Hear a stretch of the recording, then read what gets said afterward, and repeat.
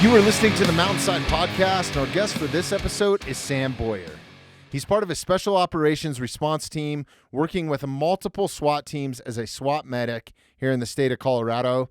He's also a full-time flight paramedic. Sam has a multitude of experience in saving lives, and he's harnessing it all through PrepMedic and, more importantly, his YouTube channel. This was an incredible episode. I learned so much. We went over how to place tourniquets, how to identify strokes, cardiac arrest, CPR, and so much more. I encourage you to listen to this episode in its entirety. We went 3 hours. It was a great conversation.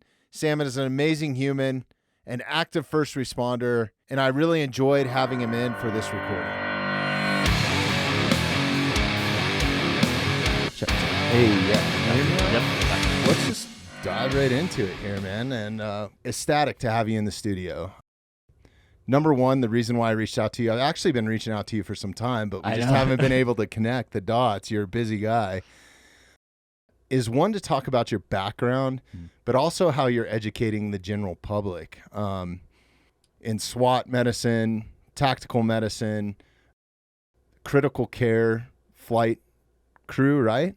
Okay. Yeah. So I'm gonna let you go through all that, but more importantly, I feel that me personally, this is something that I need growth in, is to take care of a situation. If I'm in the backcountry and I get a severe bleeding thing, maybe I'm with somebody that has cardiac failure, something like that. And I know that like concealed carry is a big thing right now, and everybody's concealed carrying, and they're like, oh, it'll be great if there's an active shooter situation or something like that. But in my opinion, and this is just my perspective, I think what you're teaching is way more important than it could be. You're going to find yourself in a situation where you might have some severe bleeding. It could be from a car accident. It could be from a number of things, especially if you're a backcountry hunter like I am. I think about it now a little bit more like I'm running around in the woods with broadheads that are razor sharp. Yep. Can cut you in a heartbeat. And then you get into field dressing an animal or something. You're running around with super sharp knives, bone saws. You can fall. I mean, we could go on and on, but I think that you're more than likely to find yourself in a situation where somebody needs serious medical attention and you don't know what to do, right? Absolutely. Yeah. It's such a big thing right now because everybody's starting to see cracks in the system where anybody in the system, anybody working, for the government or for a first responder agency has seen the failure points for years. And now I feel like it's starting to come to the forefront. So, like you're saying, is that you've identified a lot of dangers that a lot of people don't see in those backwoods, or even in your everyday life. You don't think about Evergreen being like super off the map, like we're in a populated area and stuff, but even here, I don't know how many ambulances Evergreen has, but it's not inconceivable that you're going to wait a long time. Well, we're for help to come. unincorporated, so I know that there's full-time fire and ambulance that are on, but it's only at certain stations. And you saw what we got going on with traffic now. You're not going to get a fire truck or an ambulance past that construction. It is one lane. Yeah. So response time, I think national average is for a police officer to show up is like 4 to 5 minutes or something, right? And then medical care is even longer. I don't know what it is now, so I'm kind of speaking off the cuff. But yeah, I mean, you put that amount of time, you could save somebody's life from bleeding out, especially if it's a femoral, artery or a major artery like that. I don't know how fast you bleed out, but I would imagine it's a matter of minutes, right? Yeah. There's a lot of factors that go into it, but like when you talk about, like, let's talk about cardiac arrest first of like, hey, somebody has a heart attack that causes them to go into a lethal arrhythmia. They have, 3 minutes before you start to have irreversible brain damage and eventual physiologic death, like where there's no coming back from that. So like right there, you're behind the 8 ball. I have never successfully resuscitated somebody that did not have bystander CPR done prior to our arrival. Really? Never.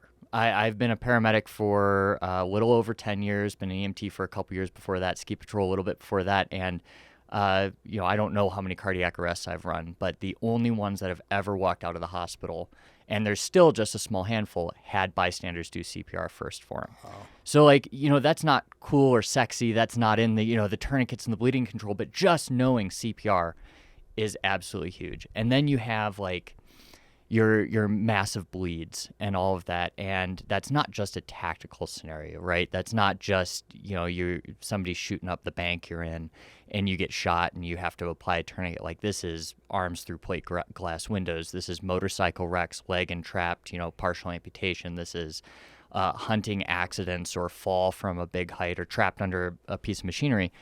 And with that, your femoral artery, you have probably about, I don't know, 2 minutes before that person has lost enough blood to go into decompensated shock, and they're going to be dead within 4.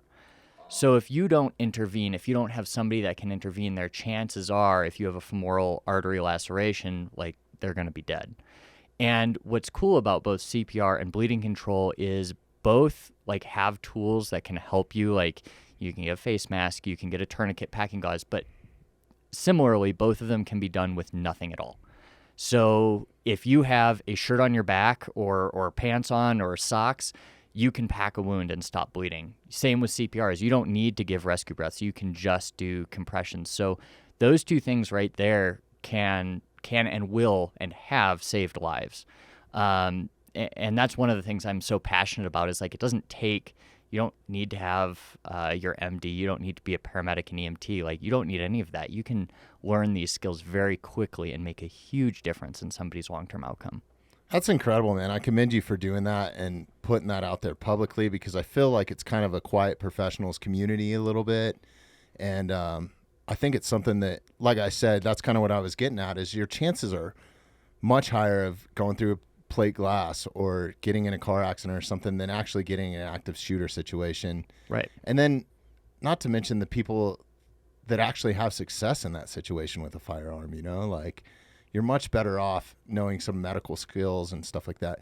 For me personally, what really opened my eyes was having kids, right? I was like, God, I want to be able to protect them, especially if we're remote. If we're, 5-6 miles back in on a 4-wheel drive trail and camping, dispersed camping, maybe we're hiked in even, sometimes me and my son hike in and pack in, a couple miles. You're not going to get medical attention very fast. So this is something where I need to up my game. I'm going to say it publicly. I know some basics, wilderness first aid, and I carry some stuff with me, some gauze and stuff like that. But there's definitely a ton I could learn. So this is why I'm excited to have you in. I guess before we dive into that, and I'm probably going to keep you here for hours if that's all right. No worries. All the time in the world.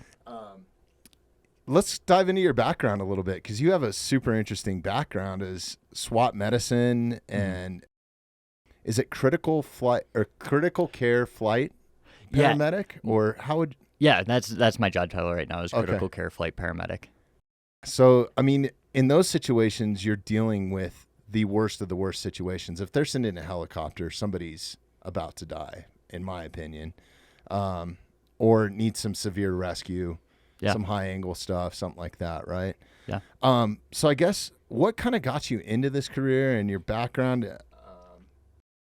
I guess just diving into it. Absolutely. So back in high school, I was not super successfully academically back there, or successful academically, as you can tell by Me neither. my diction and my ability to pronounce words right now. But I was struggling through school, and yet in all of these classes I was struggling, but when I went to take my scuba diving certification at age 10, I did phenomenal. And my parents were kind of like, well, we kind of thought you were just dumb. They didn't actually think that, but so that was well, you have potential. And the rest of my high school career was trying to find something that mixed real world education, a skill that wasn't just subspecialized to going to work at, Google or a tech company, that had applicability outside of that environment, something that I could relate to my everyday world, but still, do something that was worthwhile and could, make money and, give me independence. And I took like this first aid class in this class called Rocks and Ropes, which was like learning to, climb and rig some ropes and stuff. It was a really cool high school class. We went splunking. It was really cool and very impactful. And I did this first aid class. I was like, I kind of like this. Like, this makes a lot of sense. It makes a lot of sense why I'd want to know this stuff. And from there, I was also on the ski team and was doing a lot of that. I was like, well, these guys skiing around in red coats, that's kind of cool. Like, I bet you they get free lift tickets and they know first aid. Like, that's awesome. So I got hooked up with a volunteer ski patrol agency in the Midwest, Madison, Wisconsin, at Tyrol Basin. And it's a volunteer thing. It was not a career, but went through that. They had an outdoor emergency care technician class, which is roughly equivalent to what was then EMT basic and has been transitioned to just EMT. But with a focus on outdoor care. So you learn a lot of like orthopedic injuries because that's what's happening at ski hills is snowboarders reaching out, breaking their wrists, clavicles, whatever. A lot of splinting going on. A lot of splinting. And you're doing it with like nothing. You carry like a fanny pack up the lift and somebody goes down, you get ready to call, you go, and you basically manage them with nothing. And then they bring a toboggan to you and you're calling an ambulance or a helicopter and it takes them 20 minutes to get to you. So it's a really cool environment to kind of cut your teeth in the basics of medicine, like just get really good at really simple things. And what was so cool about that was there were a couple, I didn't know it at the time, but mentors that were professional paramedics, firefighters, police officers. And one by the name of Chance Kaczmarski, who I don't know why he liked me, like because he's a pretty gruff individual and I was 17 and a half years old and really unbearable looking back at it. Like I was kind of a pain. But he turned me on to these internship programs in the area that would pay for your firefighter 1, your firefighter 2, so put you through the full fire academy. They'd get your EMT, and then they'd put you through paramedic school. You'd live at the station 24/7. You'd do a normal shift, and they would give you time off to go to school, and they'd pay for everything. So you were still in high school during this program? So in OEC, I was in high school. Graduated that, and then went right into this internship program in EMT Basic. At the time, it was EMT Basic. So right when I got out of high school, I was like, this is cool. Like, this is a great mix of kind of the blue-collar camaraderie and kind of that environment with some of the white-collar respect. Sure. Like, and I really like that combination. And plus, everything you learn, it's like I could take that home and I could use it. Like that was something, that's a skill that no matter what happens in my life, I now have this skill. I have this knowledge base. So that interested me a lot. I went into this internship program. Basically, you go in and you're competing with a bunch of other, 18-year-olds that all want this kind of free ride. And I think there was like 7 fire departments, like these smaller fire departments that surround Madison, Wisconsin, would all send their representatives, and they'd all recruit like 2 or 3 people. So there's a couple hundred of us going for it, and then you'd sit in a room with all these. So it's a selection process. It's a selection process, and it was like my first real interview outside of like Subway. And you're like sitting, and there's like probably 15 fire chiefs in this semicircle around you, and you're in like a chair. You don't even get a desk to hide behind. And they just go like one down the line. They all ask questions, and then they go back, and you just get interrogated. And then the fire departments like write their roster, who they want. And I ended up being picked up by the Monona Fire Department, which is just a small suburb of Madison. They had 2 ambulances, a couple full-time guys, a bunch of volunteers, and then interns. So through that, got all my stuff, went through the fire academy, went through my EMT, and then eventually got my paramedic through them. And what I thought was cool is like firefighting was cool. Like that was, fun. And oh man, somebody's going to take offense to this, but a lot of it was monkey work. Like it was very direction oriented. It's get this hose, do this, put water on fire. Like there's a lot of nuances to that, but that job boils down to putting water on fire and then spending the next 12 hours of your life rolling hose and laying it back in the truck.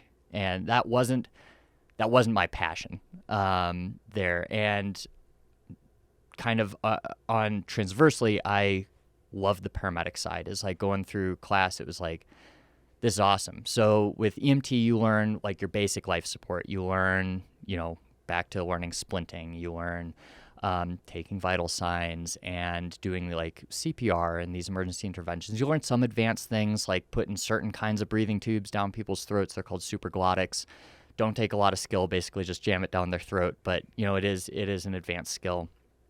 And I was like, and then in paramedic, you go into advanced life support. So that's your like these advanced surgical procedures. So you can do something called endotracheal intubation and rapid sequence intubation, which is essentially giving somebody the drug cocktail that they're giving in the operating room to paralyze, sedate, and putting a breathing tube down directly into their trachea, as well as like doing surgical cricothyrotomies. We learned pericardial centesis, which is a needle into the sac around the heart to drain fluid off of it. You learn to interpret your 12 lead EKGs.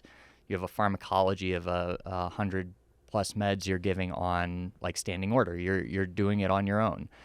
And it really deep dives into pre-hospital medicine. And I feel like a lot of people don't really know the distinction there between an EMT and a paramedic, which is one of the kind of tangential things that I try to teach on there, is that, the number of times I've been called an ambulance driver are crazy. I thought it was the same. I thought an EMT and a paramedic were in the same, but yeah, if you can elaborate on that a little bit too. Yeah, absolutely. So like your EMT training is about, let's say I did mine in like 2 months ish. You do, I forget how many hours, I'm going to misquote it. It's like 150 hours. And then you do like 3 rides. So I did like 1 ride on an ambulance, and I did 2 ER rotations where you just go and you see things and you take vital signs and stuff. And you're like, hey, here's your National Registry EMT certification. So EMT is what you'll find in a lot of rural communities. And a lot of volunteer squads are EMTs.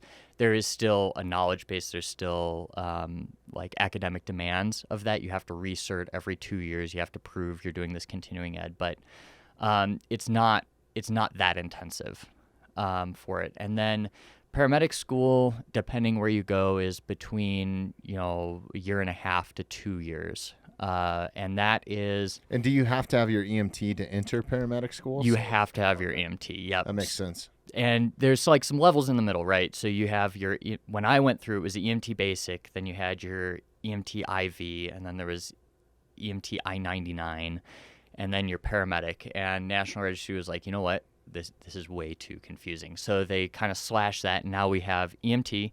They removed the basic. You have AEMT, which is your advanced EMT, and that teaches like IVs, some really simple medications, some really simple airways and things like that. And then you have your paramedic, and then you have your critical care paramedic after that. So paramedic school, like I said, is like 2-ish years, and that's 500 hours of classroom time. And then you have... Much more extensive. It's like... Yeah. It's a lot. Quadruple the time, right? Yeah, it ended up being like 50 credit hours or something like that going. So a lot of programs are now associate's degrees. When I went through, it was a certificate-based course, but have basically the credit hours for an associate's there, very similar to like your RN. And then through that, then you have like, I believe it's like another 500 hours of ride time, clinical time. And I'm probably misquoting the hours. It's been a long time since I've been through. But so you spend a lot of time on ALS ambulances. You do a lot of hospital time, but instead of just being in the ER, you go to OR, you do your intubations there following anesthesiologists. We went up to OB and delivered babies. We went to the ICU and learned about like drug interactions and drip calculations and things like that. And then you still spend a majority of your time in the ER because that is where you're going to be working. And then after that, then you go to your ambulance ride times, and you get basically farmed out to whatever ALS agency will take students and is okay putting up with you, and you spend the rest of your time doing that. Well, that makes a lot more sense now. So thanks for explaining that. But sorry, I didn't mean to interrupt you too. But no, you're I'm going to be diving all over the place. Totally fine on this conversation. But so going back to that, you get your paramedic, yep. And then how do you make that jump to SWAT medicine? I mean, I'm sure that's a whole nother. Because at some point you're probably learning some tactical stuff, like how to shoot. Maybe you need to be sworn in as an a sheriff or a police officer, right? I would imagine, to be on one of those teams. Yeah. So fast forward a couple years, If we skipped anything in the middle, we can No, go back too. Okay. No, you're all good. So like through that in Madison, the next step after all of those certs was to get my associates in fire science. I didn't like that. Whether I was just too immature for it or whatever, I did not like at that point going to school for that. I wasn't interested in it. I could only learn about the fire tetrahedron so many times before I was like, I want to move on. So I escaped Madison, Wisconsin, and moved out to rural Iowa because, like 19-year-old, world's your oyster. You choose rural Iowa. I could have gone anywhere, and I went to Ames. Iowa's not that bad. There's worse spots. It honestly. Really isn't. I bought my first house for like $90,000. That's and, awesome, yeah. And so for that, Iowa will always have a place in my heart. But went out there and was working for a hospital-based service in Ames, and they served pretty much the entire Story County area. With that, you had the sheriff's office and the police department. Both had their own SWAT teams. Now, it is rural Iowa. It's not like these guys are L.A. County that are hitting doors three times a day, high tempo. These are street deputies that are high performers that are taken off the street for call-outs and sent to that, and then they go back to their squad car and go run patrol more. So, I don't want to give the wrong impression that this was like, just everyday officer-involved shootings and crazy things like that. But with those two SWAT teams, they had no medical coverage.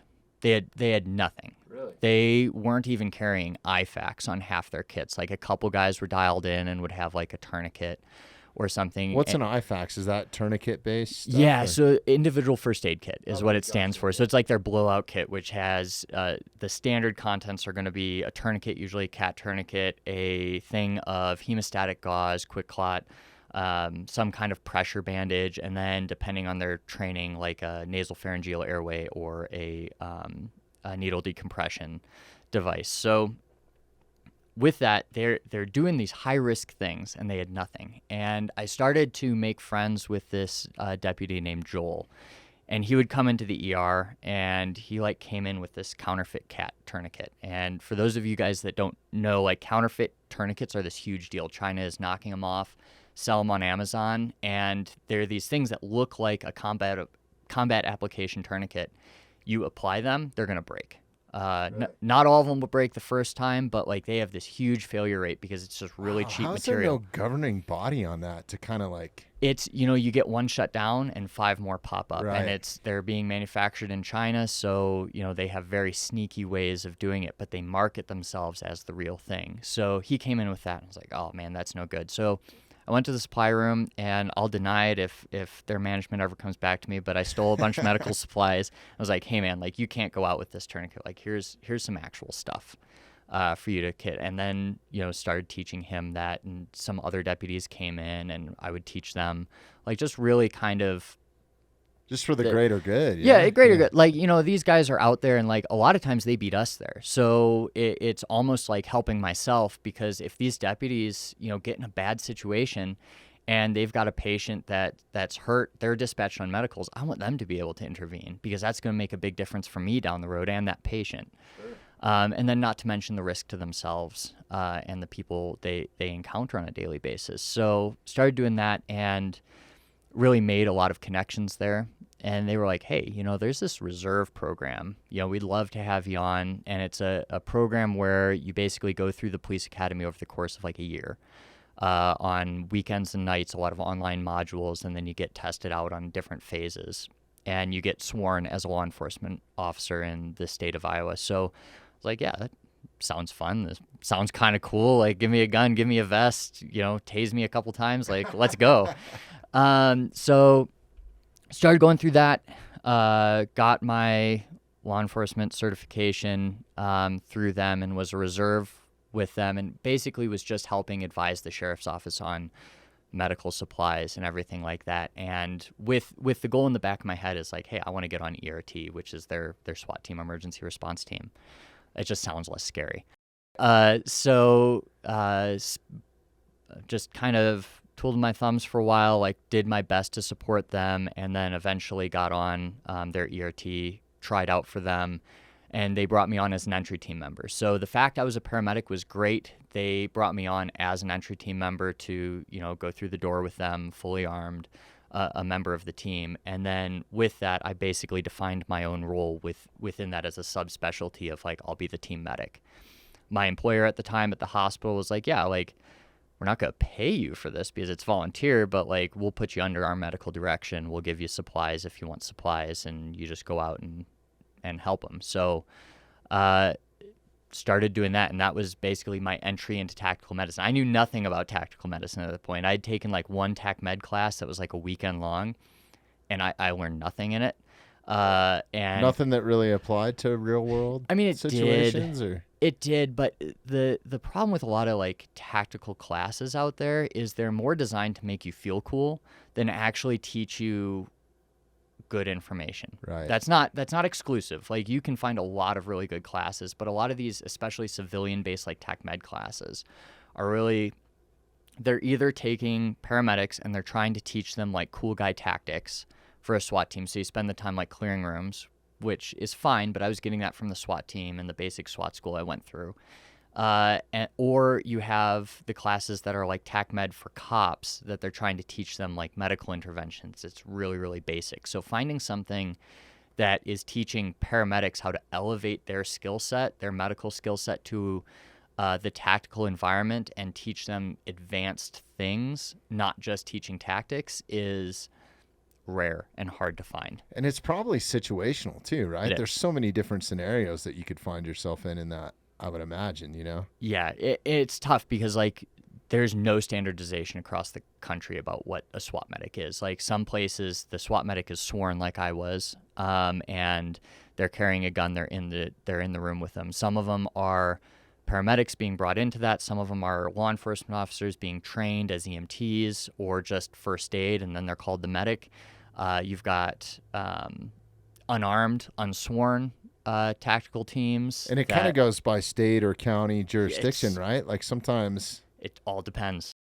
So that makes it hard to have a curriculum. But I digress. With that, getting on with them, I was able to standardize their IFAKs a little bit more. Like, hey, this is what everybody should be carrying. I got one of the deputies to be like my second set of hands. So train them up a little bit in stop the bleed and like what to do, how to help me best, distribute some of my gear so I'm not just carrying a huge backpack with all this medical crap.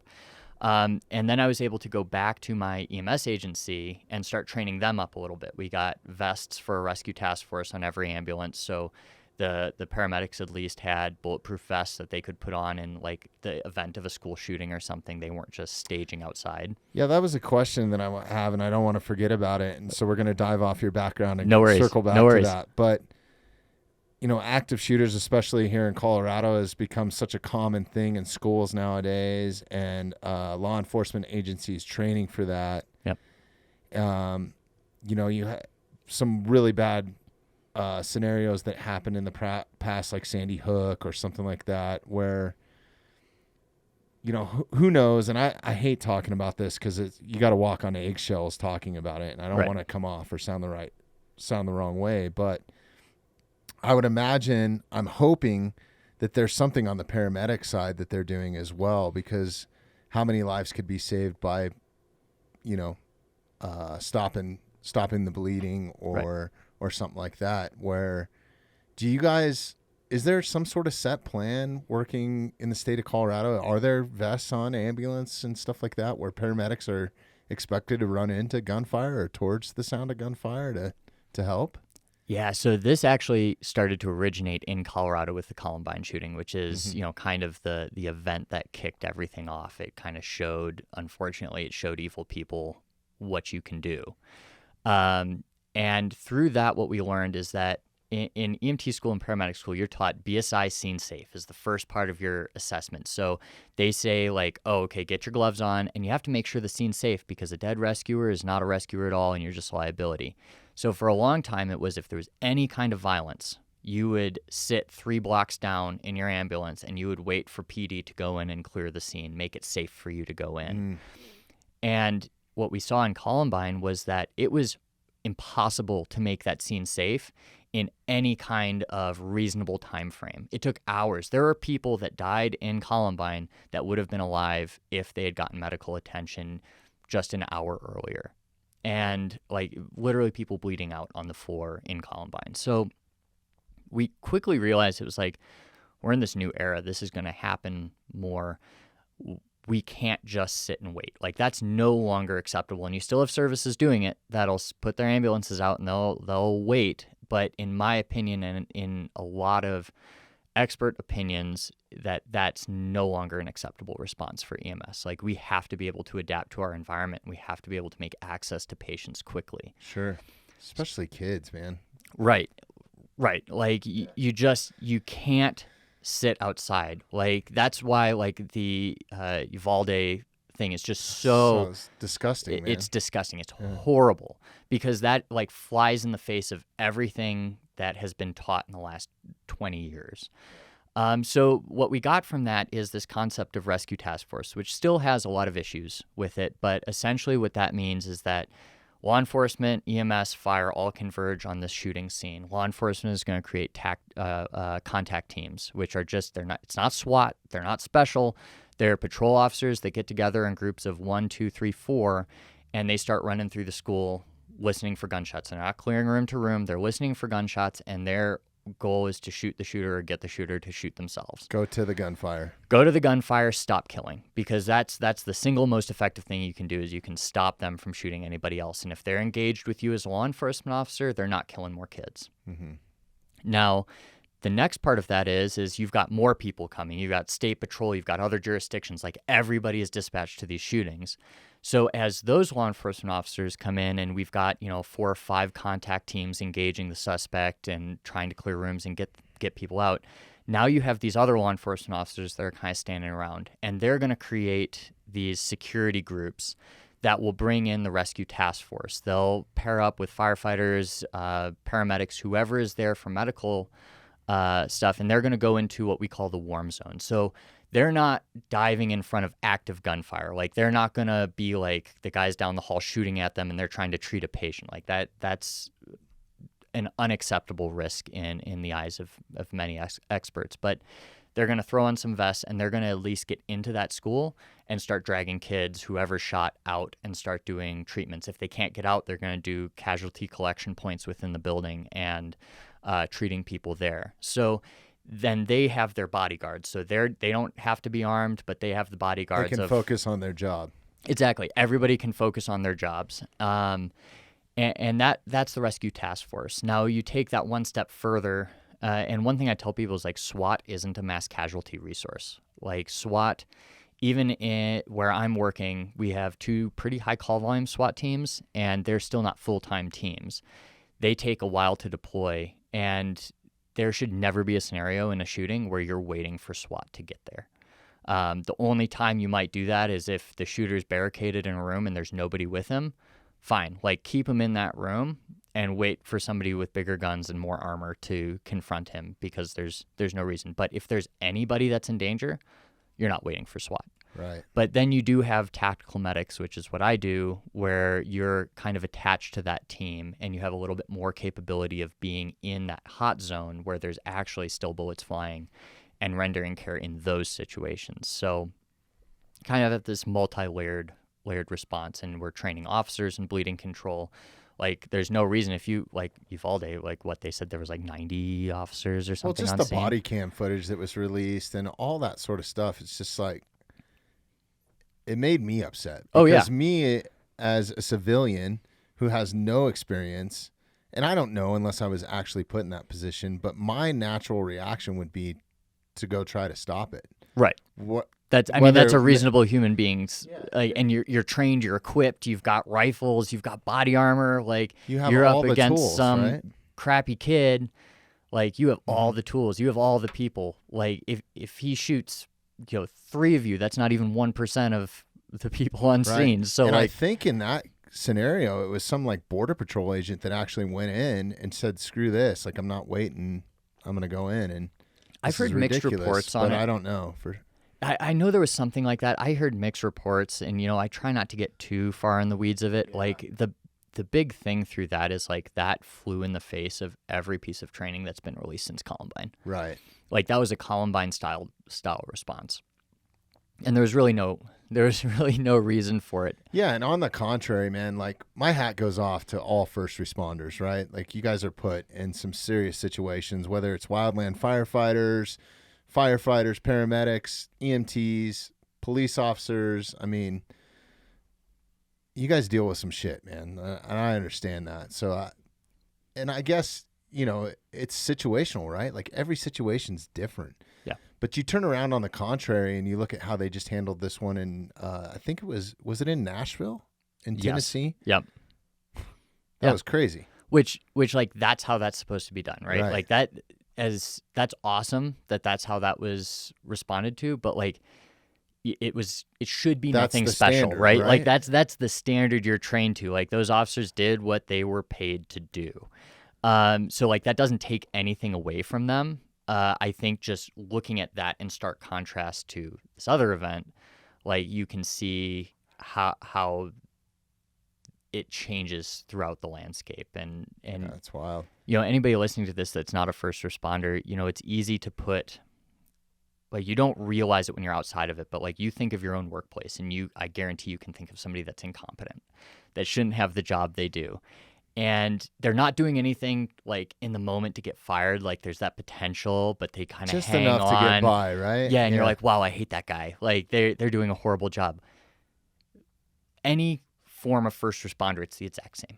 Mm-hmm. There are crappy firefighters. There are crappy EMS personnel. There are crappy flight medics. There are like, you have bad people, and they're not like, I'm not saying like they're like absolutely corrupt or like people are turning a blind eye, but it's like they're not doing enough to get fired, because if they got fired, it would be, a wrongful termination suit and stuff, but they're not doing a good job. And then when shit hits the fan, then you have this like push, well, everybody knew they were bad, So I guess like just keeping in mind, like first responders are people, and these organizations not to mention are it's a filled with hard people. career to fill right now. Right. Like, how many people want to go do this? Like that's an issue in this country right now, I think. It really is. And what sucks, and what I try to do in like these conversations is bring in some nuance to it, because like there's this, the BLM, Black Lives Matter, all cops are bastards, like all of that. And then you have on the other side, like thin blue line, they can do no wrong. There's nothing we can do to improve law enforcement. Like everything's fine. And like so many things, like the truth is somewhere in the middle, right? Like you have bad cops. You have really freaking good cops. And the solutions being thrown out, in my opinion, by the left are ineffective. They let us pat ourselves Defund on the police? I mean, Right. come on, man. like That, what's going to make a police department better is cutting their training and their personnel and making people more stressed and not making good applicant supply. So ridiculous. like let's get that high school bully in that cop uniform because we have to fulfill our insurance requirements for the city. yeah. So And to rely on nonprofits to do some of that too. Like there's a ton of nonprofits that have popped up, and shout out to, God, why am I drawing a blank? There's an awesome one that's teaching street police officers, and they'll basically give them jiu-jitsu skills up to a blue belt. God, I wish I had somebody here to look it up. I think it's like Back the Blue or something like that. Yeah, BJJ. But that's such an awesome like nonprofit that any police officer, if you have a badge, you can come in, you can learn some basics up to a blue belt, which can be a couple years of training, honestly. Right. Yeah. And, certain situations where that could save your life or save somebody else's life or. Well, and that's the big thing, right? Is it's not just saving your life as the officer, it's making them rely less on the tools on their belt, which are like, tasers are less lethal. They're not non-lethal because they can still kill you. And same with like firearms and all of that. Like that's lethal threats. Like if you can control somebody with your hands, it's going to save their life. Like if you're good at kind of that ground and pound and you can restrain somebody effectively on your own, like you're going to save other people's lives. So, and that's that nuance, right? It's like, you have to defund the police, and, these police agencies have numbers they have to fulfill for the city. They don't have a choice. They have to have this coverage in the city, or you have a bunch of insurance issues. Problems, You've got like the actual like street level problems that we see aside of like, criminals. Well, that's a problem with LA County. Oh, I man. mean, look at how many like, corrupt cops are in that, you Right. know, and then like they got budget cuts and they were going to get rid of their Air Rescue 5, which are their special rescue deputies, which are flying around in the Jolly Green Giant doing hoist rescues and stuff. And like that was what was going to get cut because they need the patrol cops. They're not cutting patrol. They're going to cut these special teams that are very specialized in dealing with the specific threats of any agency. So it's one of those things where it's like, okay, I see what you're saying, but at the same time, like the way you're going about it is wrong. Like you want to get cops better. You want to hold them accountable. I am so on board with that. But you do that with engagement, with community engagement, with getting them out and, the community policing and stuff, and Sure. really embedding them within these neighborhoods, these places. So more training. Right, you know? and more training. Yeah. Like it all goes down to like the more training somebody has, the less likely they are to be a shithead. Like, or recognize what is a threat to me, what isn't. Like when can how do I think de-escalate? that's a really good point you brought up a few minutes ago too. I mean, there's good and bad people in everything, right? Whether it's the military, law enforcement, Apple, right? You start going down corporations. It could even be school teachers, right? Like absolutely. There are good and bad people, and those people get figured out. But I would say, it's not a 50-50 split. I say it's more like a 95, and then that 5% of them are bad. I wouldn't even give it 5%. Because like if there was 5% of cops that were like truly bad, like you have badly trained cops, you have cops that aren't good in certain situations, but like truly like corrupt, evil cops, less than 1%. I mean, I have nothing like, okay, I've got nothing to back this up, right? I have my own experience in the guys I work with on the law enforcement agency side, but like it's such a low number, and you would know it if it was more than that. And I don't know any firsthand, and I know a ton of first responders, and I have a ton of family members that are in these fields too.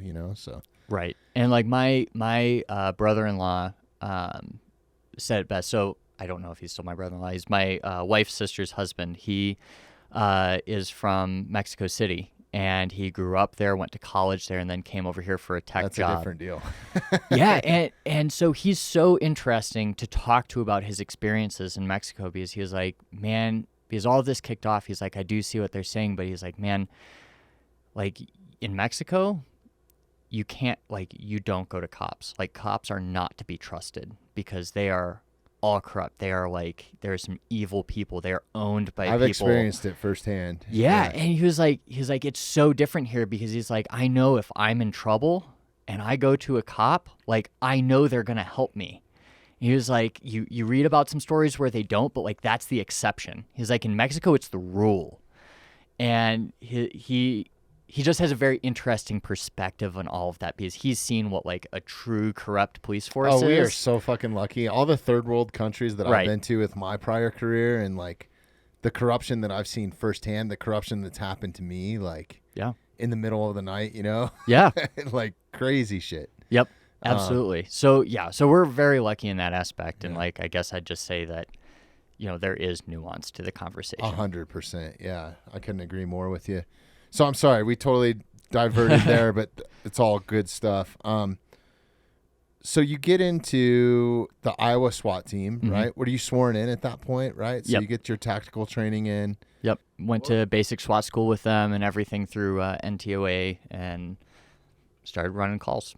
And what are some of the job demands for that? Is it like, does that take you like maybe you're on an ambulance or something at that point and a SWAT call comes in, you're like, peace guys, I got to go to this call, or how does that work? So like relatively low call volume. Most of what they do is training. With that, like my EMS agency, it's still Central Iowa. We ran 3 rigs. There was 20 of us, and like I knew my boss really well. So like I just talked to him. I was like, hey, like I'm doing this. If this comes up, he's like, oh yeah, if like we have this kind of coverage in the city and you need to go do that, like you can go do that. So it only happened a handful of times where I actually left work for it. A lot of other times where, you're sleeping at 1 a.m. and they're like, oh, Drug Task Force has this warrant. That's when all the bad shit happens. Right. Right. And like, and it's always like late at night or you've got a barricade or something like that. So with that, it was really kind of just being on call 24/7. You know, if you can't respond in a situation, it's okay, but your phone's always on. It's always on loud, and they'll call you. And so you had to be within a certain amount of time of the station. You have all your shit in the back of your car, which I think only works in central Iowa because like I had, you know, my rifle, $20,000 worth of armor and medical equipment in the back of my car, and just lived there all the time as my car's parked in the street in Des Moines, Iowa. But yeah, so they'd call you in at a moment's notice, and you know, SWAT can be really cool and it can be really freaking boring. So a lot of my work was pre-planning. So they'd get a warrant and I would contact the EMS agency that was in that area we were doing and be like, hey guys, we're doing this thing. We're not going to tell you what we're doing, but if you can just happen to have an ambulance sitting at this grocery store at this time and be on this radio channel, that would be freaking awesome. P.S. Don't tell any of your friends. And then I'd call whatever the local medical helicopter was and be like, hey guys, like if we can get you on just a ground standby for this SWAT call out we're doing, excellent. I would come up with like, what threats are we facing? What's our evac plan? Who's going to drive what truck? What ambulance do we have? And all of that. So I'd have all of that pre-planned so that if an officer went down or if the suspect got injured on that call out, we would know exactly what was going to happen, exactly what hospital they were going to go to and what their means of transportation were. So some sort of medevac plan. Yeah, and that was a huge, and even like when you get to these prolonged call outs, the medic is generally responsible for hygiene. Like that's a big thing. And it's not something I did so much in Iowa, do it a little bit more now, but like, you know, do we have porta potties on this 24-hour, 48-hour barricade? It's funny, some of the SWAT guys that I know are, they're still street patrol officers and then they get called up. Yep. And they're like, I always pack food. Yep. I always pack food because there's calls that I'll go on for 24 hours and then I have absolutely nothing. Like, yep. I show up with a case of water and a bunch of LAR bars. Yeah. Like, because that makes, like, I've used that way more than I've used a tourniquet. You're probably a very loved man for that too, right? Exactly. So like through that, you'd be in charge of all of that stuff going on. We had cards for every member on the SWAT team that I would keep in my vest. That was like everybody. I had name, date of birth, blood type, medical history, allergies, next of kin contact, what's their religion, who do they want to notify their wife or husband if something goes wrong. Like, so I had those cards on me, and it was all like a lot of what I did was just back end. That being said, like when stuff did hit the fan, I was in the stack with him, going in the house. I had my own assignment, and being a medic was the secondary job role. Shooter first, medic second. So it kind of just we all had our little subspecialties, and that was mine. And going into some of these situations, I mean, are you going into active shooter situations and stuff like that very often, or no? Is a lot of it not there. Like a lot of what we dealt with, like people give SWAT teams shit of like, oh, you're just busting drug dealers all the time. Is like we did our fair share of like stuff with the drug task force and everything, but like the vast majority of what we did was like go after truly evil people, which truly evil people are rare. I'd be surprised if there's 1 in a million that are like truly evil. But like the one call out that just like, it was the last call out I did with them before I left. And it's just like viscerally sticks with me, where these two guys that, I think they were still teenagers. I don't know for sure. I forget how old they were, but they essentially were breaking into people's houses, whatever, stealing cars, being, general shitheads. But one time they broke into their grandmother's house, sprayed her in the face with a can of wasp spray, raped her multiple times, stole her car, and lit her house on fire. Their own grandmother? Yeah, and beat her half to death. Wow. Lit her house on fire, stole her car. And the family knew this. 3 weeks later, they gave their grandmother a hug at their family reunion and wished her like, oh, so glad you're doing better. So like, things don't move fast, right? Like, you have to you can only detain somebody for 24 hours without bringing charges against them. So you don't want to jump too fast because you don't want to tip them off that you're on to them. So you have to collect evidence. You have to give your detectives time to get that. So it was one of those things where everybody knew who did it. but we needed the evidence for it. Like we knew, but in the legal system's eyes, we didn't It's know. got to be so right? frustrating, man. So like they got all of this evidence. They're like, fine, we don't even have an arrest warrant, but we have a search warrant for these pieces of evidence in their house. And like that was, it was such a clusterfuck of a warrant. And, we had like, as all of these shitheads' houses, like I swear to God, they had 10, 20 people living with them. It's always that way. And they all have warrants and they all have reasons to hate you as a cop. So then you're going into a serious situation. You're going into this situation. It's like a serious situation at that point. Like, I think for them, we were looking for like bloody underwear. I think that's what the search warrant was for. I can't even remember. Wow. This was years and years ago. But like we're going in there trying to find this stuff, but you still have to detain everybody because everybody's a threat and you don't want people flushing evidence or doing things. And I just like that warrant just like viscerally sits with me on what was going on with them. Man? Right. Yeah. But like that's the kind those are the kind of people like SWAT is designed to go after, right? These super high risk people, these people that are sociopaths that have weapons, that have proven that they have no regard for life or personal safety or anything like that. So, yeah. Yeah, no, that makes sense. And I commend anybody that's out there doing that too, man. It's does your care as a SWAT medic, I'm sure it extends to maybe there's a hostage situation or something like that, or maybe it's an active shooter situation. Will your care extend to somebody that's involved with that too? Is there a bunch of training for that end of it as well? I mean, our care really is for whoever needs it. So we have like priorities of care. Our first priority is SWAT team. Second priority is victims and innocent bystanders, and then third priority is suspect. That's not to say we ignore the suspect, but if we have, an innocent bystander that's bleeding out, a suspect that's bleeding out, like our choice goes to the bystander, right? But like for that, it's like even if the SWAT team, shoots the dude that needed to be shot, like I'm gonna go treat him and do my absolute best to keep him alive, or her, or whoever it is, like. And that's what's so cool about it is like you are there as much for the people as you are for the SWAT team. Well, not quite as much, but like, you're there to just render care and preserve life. So like as far as like training for different scenarios, a lot of it blends together because the training of a SWAT medic for, that potential active shooter, which I've never been deployed as a member of a tactical team to an active shooter or anything like that. Like 2 shots fired to somebody shot, but not like to an actual mass casualty event like that. I've never gone as a member of a tactical team. But like a lot of that training's the same is like, stop bleeding, do your basic triage, get them to somewhere else that's not where you are. And you're currently still active in SWAT because you do mostly critical flight care now, right? I'm totally screwing that up. It's all good. Yeah. So, I met my wife out in Iowa. She had the bright idea to go to medical school out there.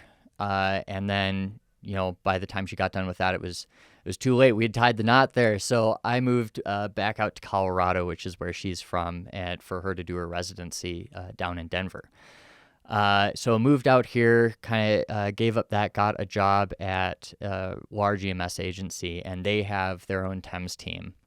So I was a ground paramedic with them, just in a urban environment. And then I was on their TEMS team. Now, this TEMS team is unsworn. So we wear the body armor, we have the helmet, we look the part, but we are unsworn, so we don't carry guns, which means we have professional bodyguards everywhere we go. Wow. And I have opinions. I will tell you that. What is your opinion on that? Because I would feel safer if I had a firearm myself. Yeah, I would very much like one. I think the way we are deployed, it's very safe for us. Like I feel safer on that team than I do rolling around the streets in an ambulance because like at least I know the threat there. I have people with guns that are looking out for me. And the one like bonus, the silver lining is that I have nothing to distract me from doing medical care. Like they can be in this crazy gunfight. I don't have to join in on that. I am here for that officer that got shot.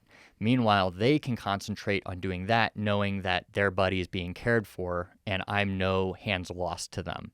So, like, that's the bonus. But I would personally like to have a sidearm or something for self-defense, even if we're not in the stack, having the ability to defend ourselves. Now, is that a Colorado state law that they don't swear in, or no? It's agency dependent, and our risk. We are part of a much larger healthcare organization, and the risk management department is like barely okay with us being in body armor and going on these things, and they'll never. It's a liability, right? Yeah, but then you look at like South Metro Fire. They keep it really quiet because I think they just don't want any controversy coming out of it. Is if you get on their Thames team, they will send you to the Douglas County. They take you offline for 6 months, and you actually go through the the post certification law enforcement academy. And then they come back as fully sworn law enforcement officers. They're brought on to their SWAT teams, and they're rifled up in the stack like we were in Iowa. So it really just depends where you are. On counties or if you're in the Denver Metro, they don't do anything. They give them some vests at the beginning of their shift, and they're like, okay, you're kind of this rescue task force, but they don't have like the Denver SWAT has no medics on them. Really? Really. They're probably the highest tempo or highest call volume, right? They're the only full-time SWAT team in the state of Colorado, I think. Maybe Springs might, but I don't think they do. Wow, why is that? I don't know. Just anyone's budgets guess. Or anyone's who guess. Knows? Wow, but, that's crazy. So it's so area dependent. So for us, we do the SWAT thing with them, but then we're also deployable. We go with search and rescue in our area. So we're their medical support, pack up, hike in with them. Which happens a lot here. Oh, yeah, it definitely does. And then we go with dive rescue as well. So like we have this kind of range of responsibilities. SWAT is just one thing we do. How many certifications do you have? Jesus. A lot. Too many. That's awesome. As a SWAT medic, your kit, like, are you carrying in like huge backpack and all that sort of stuff with you, or is it kind of minimal? So it depends. You can move? Yeah, so it kind of depends for us. Is we all have stuff on our plate carriers that, your initial section of your March algorithm, which is your life threats. So we can treat that off our vests. We also all have kit bags that we have on the back of our carriers. Generally speaking, we'll go in. We try to stay within 30 seconds of the team, last point of hard cover. Sometimes we'll go in the stack if it's a bigger building, but a lot of times we'll like go hide in that tree out front, or like sit in the Bearcat if it's a single residence or something like that. And then we'll take that pack and we'll put that like at the last point of hard cover as we go in, because it's big, it's bulky. We're trying not to do that advanced care in the house. I'd rather do that in the back of a Bearcat or somewhere that we're actually safe, instead of just there's bullets flying and Makes we're sense. like trying to start an IV. Like that's not, contrary to what you see in movies, IVs don't save lives unless you have like blood products, which we don't have. Yeah, this is something I want to dive into later, is the Hollywood medic. Oh man, there's so much. But for that, then we'll try to bring the person out to us, or like if we have a secure room within the building, we can have somebody go out, get our bag, come in, and we can do more prolonged care for them. But really, we kind of have that, like what's on our vest is the basics. Then we have like some more advanced stuff in the kit. And then in the Bearcat or the ambulance that's supporting us, we have like our full-blown ALS kit. And we just try to stage it so that we're able to do the care that makes sense for whatever phase of the incident we're in. Makes sense. So diving into the critical care flight paramedic, right? What got you into that? How do you fall into that? I mean, that's another crazy, like, not only is it insane being a SWAT medic to me, right? Just as a normal civilian, because I guess I can't understand or fathom. I think it's so cool what you do. So I'm not downplaying it by any means, but I think that it's just hard for me to understand. That's why I'm like a million questions right now. I'm probably stupid questions. I'm like, oh my God. Not at all. Been Not asked at all. this a million times. I was highly intrigued. I was going to be a Flight for Life pilot or paramedic as a kid, right? And then Metallica came along and the Misfits and some other stuff, right? So I took a different path a little bit later in elementary. But one of those things was Flight for Life Colorado landed a helicopter at my elementary school, and we got to like walk around it and meet some of the paramedics. And I just thought it was super cool. And I grew up in the era of, just to date me a little bit, this probably wasn't around when you were a kid, but it was Rescue 911 was like the largest TV show that there was, So I think it was a very cool guy type of career at that point, you know? But I'm still super intrigued by that. So I guess I want to dive into that and kind of what you're doing there and how you got started in that as well. Right. So flights is kind of, if you ask any new grad paramedic or new grad nurse, and not exclusively, there are people that legitimately don't want to do it, but a large percentage will say, I want to be a flight nurse or I want to be a flight paramedic, because it is like, it's super cool. I still think just it's cool. Spending the time in the helicopter, right? Like right. I've been lucky in some rock and roll situations, like spending and on some photo shoots and stuff, dealing with some helicopters and movie sets and stuff like that, and being able to be in them. And then some of the military stuff that I've done, and I'm still fascinated by them. Yeah, I mean, it's super cool. We all take pictures of ourselves. You know, you think like, oh, I'm too cool for this. I'm not, like, nah. Like, we still all think it's really cool. And the second you think it's not cool what you do, it's time to retire. Right. But through that, like, it's very sought after. And to get on flights, you have to do and demonstrate a lot to get there. So, you know, like, the first level of that is just making sure you have the basic certification. So for us, we require at least 5 years of experience in busy 911 system for the paramedic, or at least 5 years experience in the ICU as a nurse before you're even like considered to be allowed to apply. Then you need to get your board certification in critical care. So I have my FPC, which is a flight paramedic certification, which is a board cert for critical care and aviation medicine, essentially. Get that. You have to collect a bunch of other like alphabet soup certifications here and there just to make sure you have them to just even be like eligible to submit your application. The reality is you need about 10 years before they're even going to consider you. You need to demonstrate a lot of stuff. And the thing about EMS is that it's a small community.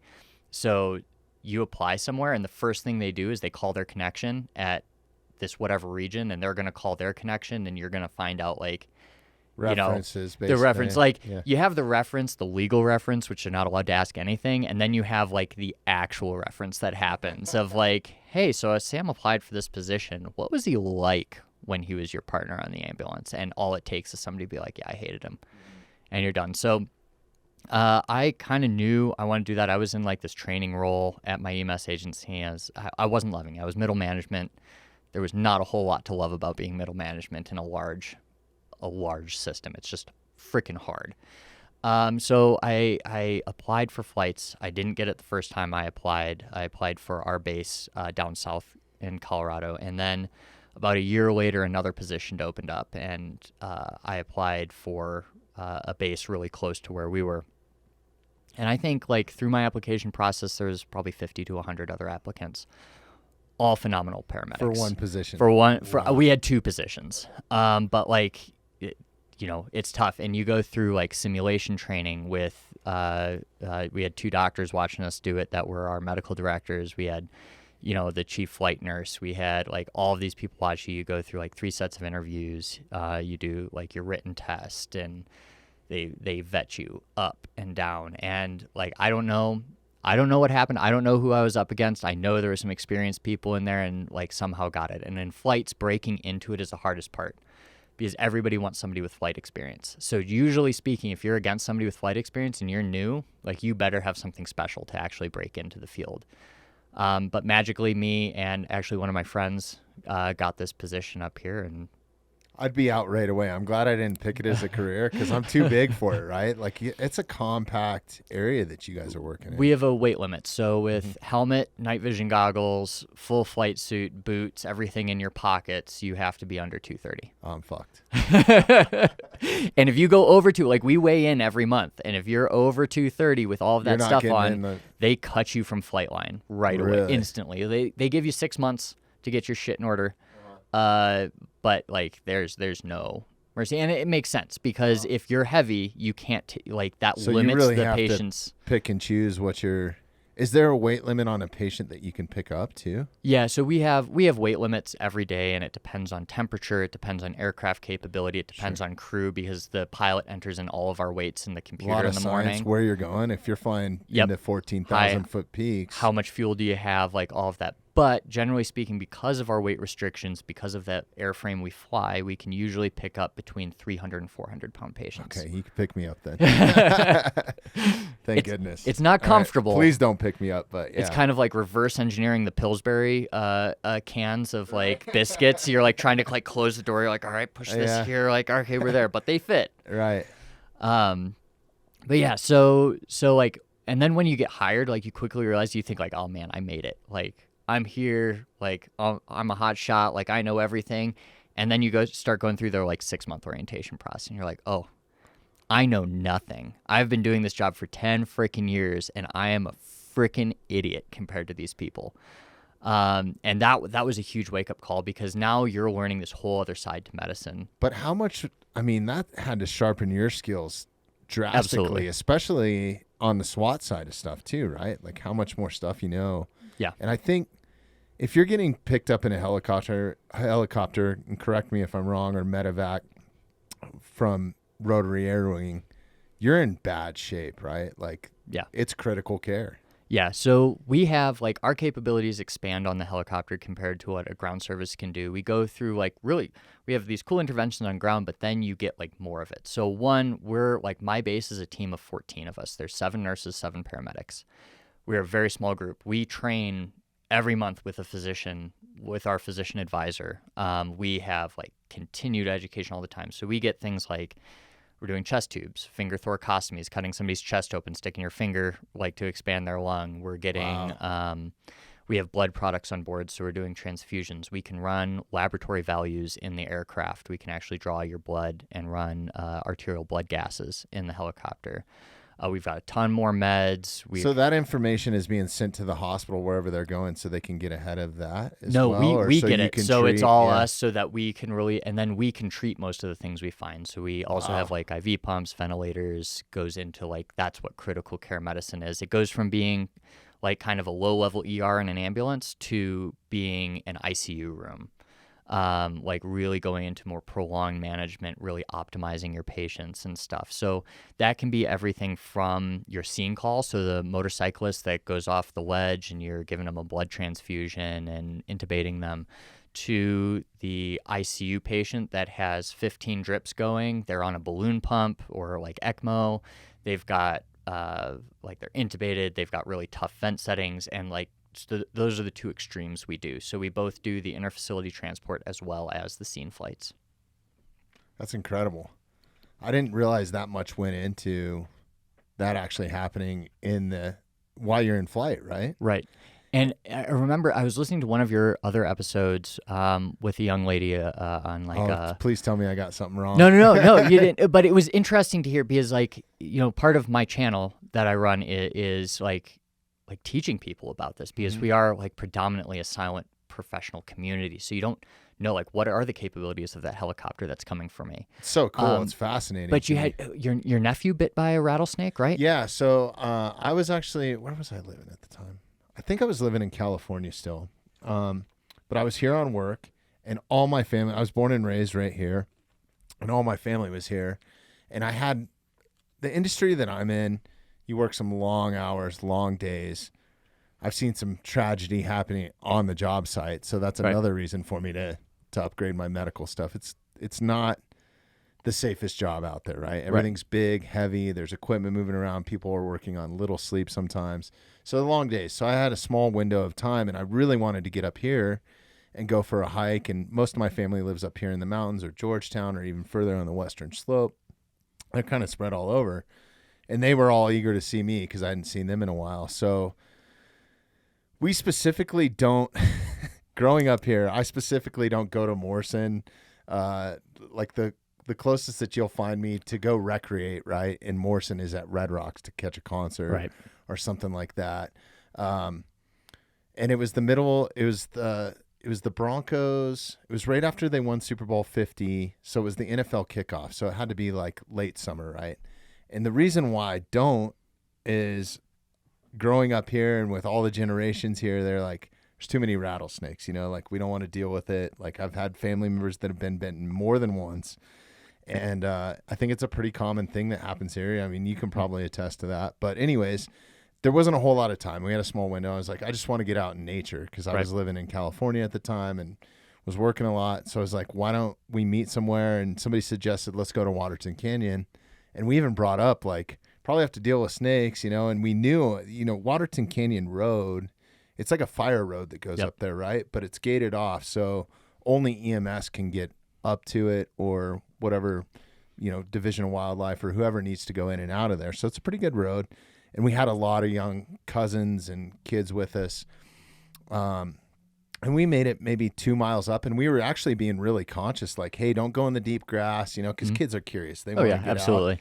And normally up here, we just free reign, like, go figure it out, you know, like, there are common things that you need to kind of watch out for up here. But like, if there's a large apex predator in the area, yeah, you want to pay attention, but that's very seldom, right? Yeah. And it's just kind of being aware of your surroundings. So we were trying to do that, you know, and we got up to, I think it's about 1.5 miles up there, or a mile. And there was like a public restroom. So we went over to that because somebody had to use the restroom. Of course, there's like 15 or 20 of us out there, and half of them are kids. And not even in the deep grass, one of my nephews picked up a baby rattler, or a small rattler. And when he picked it up, it just bit him around the thumb like 3 times. So right away, I was like, he started crying, right? And I saw something hanging off of his thumb, and I was like, oh shit, this is not good. That's a rattlesnake. And my brother actually stomped on it because it was striking at the other kids that were around it. And then I just instantly, I was like, we are so far from the parking lot right now. I'm going to get him to the parking lot, because I just said, somebody dial 911. I'm going to run to the parking lot. I don't run very fast. I'm a big guy, dude. I'm trying to get under a 10-minute mile, you know, right now. But I Carl Lewis'd it down there with him. Right. And he was actually in good spirits. He thought it was fun, you know. He's just a little kid, so he didn't really realize what was going on. They forget about that pain so quickly. I didn't think about how much time that we had. So they called it in. So let's say I made it down there in 4 or 5 minutes, right? It's all downhill, and I was hauling ass, dude. I was sprinting as fast as a fat guy could sprint with this kid. And by the time I got to the parking lot, probably 5-6 minutes, fire and rescue, I think it was West Metro there that would pulled make in. sense. Yeah. And they were awesome, man. They were right off the truck, like basically waiting for me in the parking lot by the time I got there. So they were there pretty quick. And then an ambulance showed up like maybe a minute later. And right away, the firefighter that took and started administering care, like they started Sharpieing him. And by this time, my brother had showed up with the snake, that's something I forgot to bring up in that episode.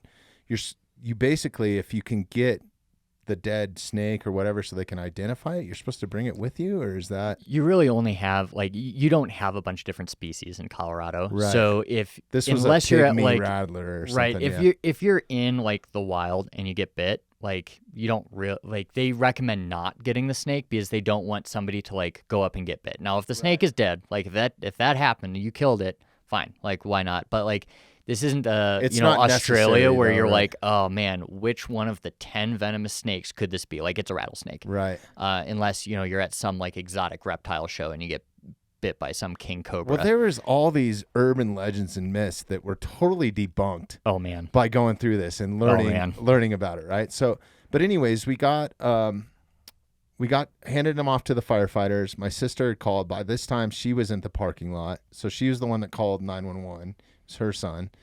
So we got down there, and the firefighter just said to me, "I'm going to call for air support. Are you okay with that?" And I was like, "Absolutely. Do whatever you're the professional, you know." Yes, do it. And probably within 5 minutes of being in that parking lot, they landed a helicopter and transferred him from the ambulance to the helicopter. And my sister actually got to fly with him, and they flew him to Children's.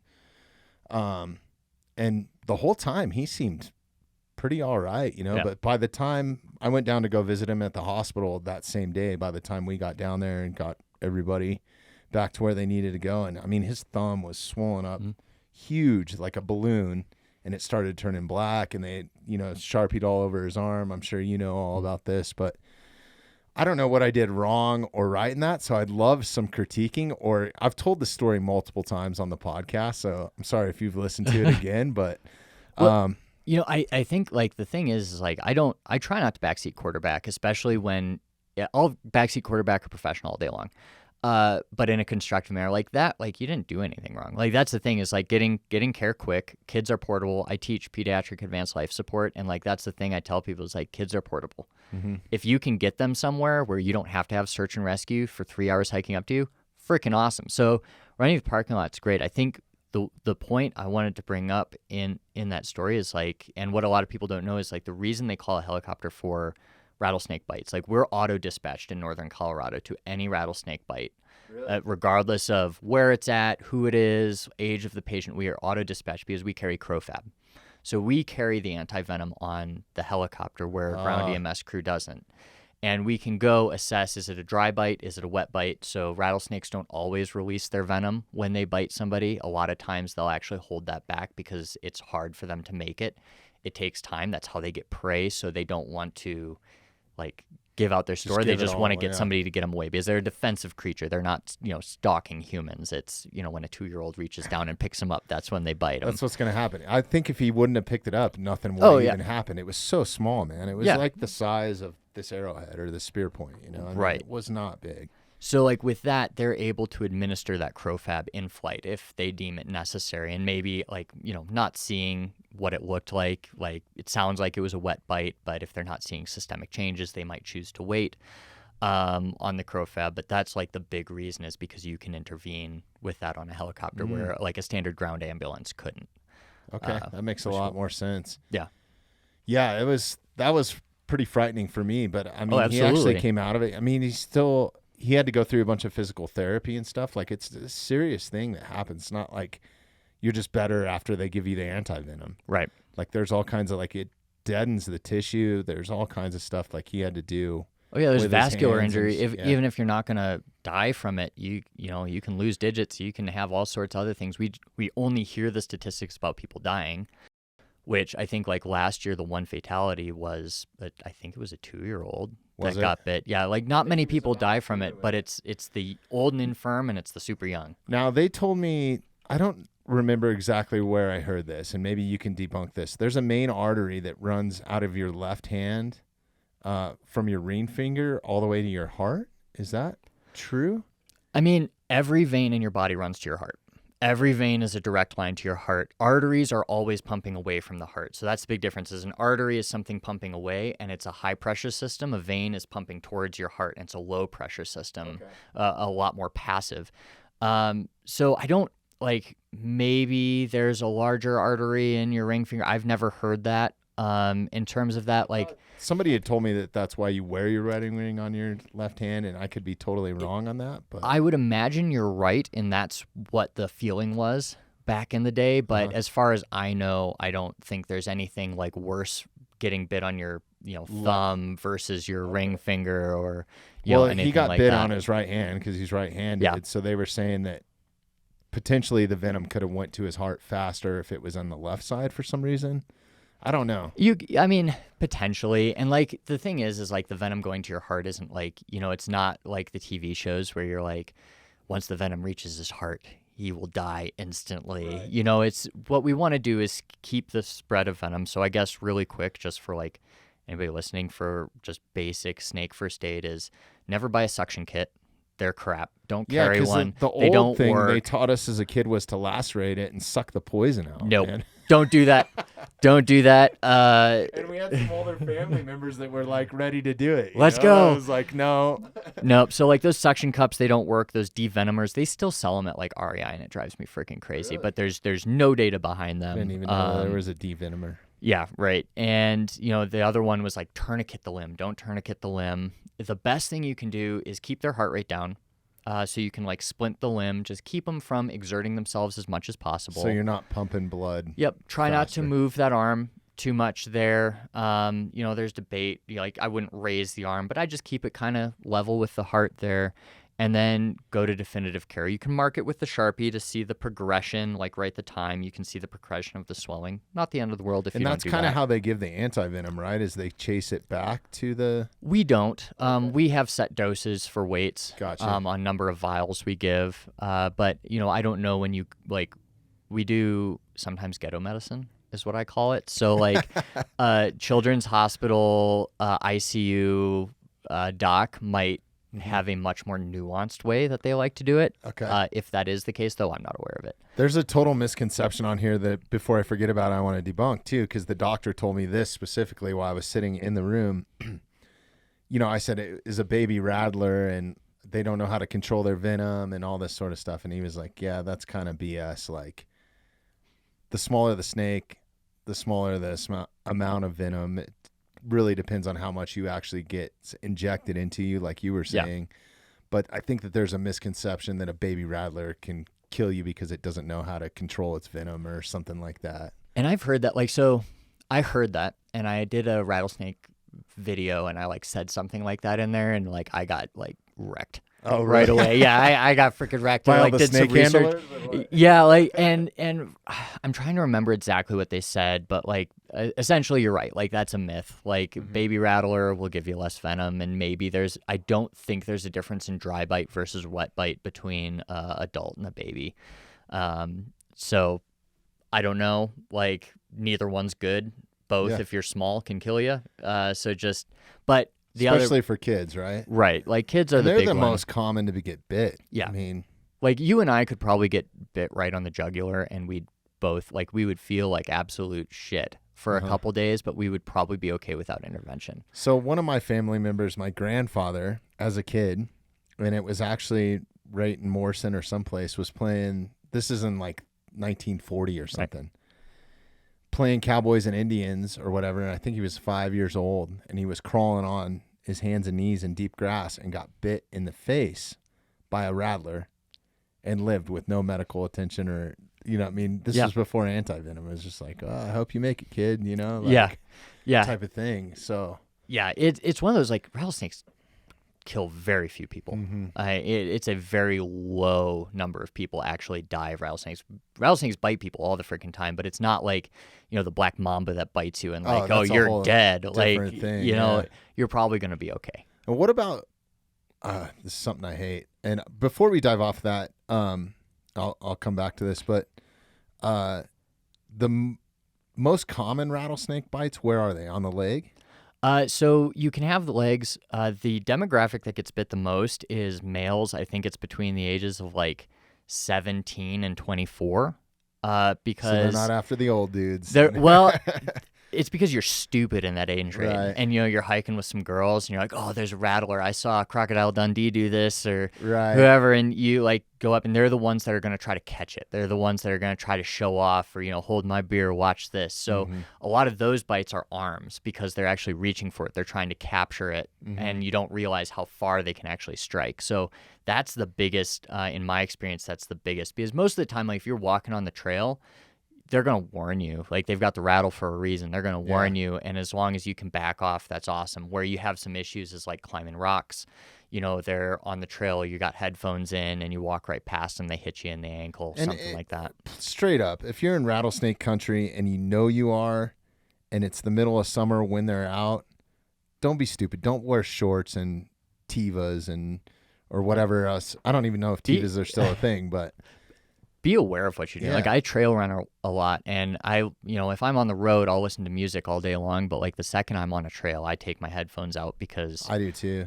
Rattlesnakes, mountain lions, even mountain bikes coming up behind you, right? Yeah. You have to be aware of what's going on. That, and I think there's also, I feel like people are missing with the advancement of technology, they're missing nature for what it actually is, right? So it's yeah, it's awesome to have that awesome photo or to put it on your Instagram, look at me at Hanging Lake or whatever, right? But I urge people just to do that for the connection process. There's nothing better than, one of my favorite things to do is get up early in the morning, especially during the summer, as I start rucking a lot to get in shape for elk hunting and go out. I'm super fortunate. I have a 3D archery range that a private member at American Bowman. That's super cool. So I'll go up there a couple times a week, and that's 4 to 5 miles. And just that peace, there's no cell phone connection or anything, so I know my phone's not going to ring. But I get so much out of that, man. So I urge people to really just honestly connect with it when you are in it. Don't bring your JBL speaker and be ruining it for everybody. I hate those people. Yeah. Drives me insane.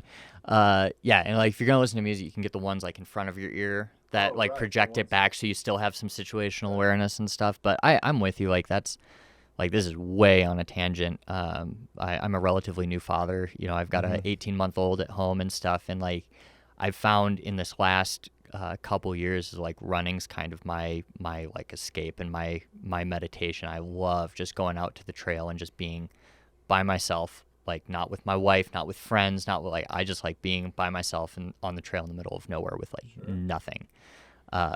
That's amazing. I'd highly recommend anybody that lives in Colorado to go experience some trails with nothing. Oh yeah, and don't be scared of rattlesnakes. Just be aware of it. Like you said, don't wear headphones. If it were me, I'd be wearing some sort of pants or boots, right, and or both. Yep.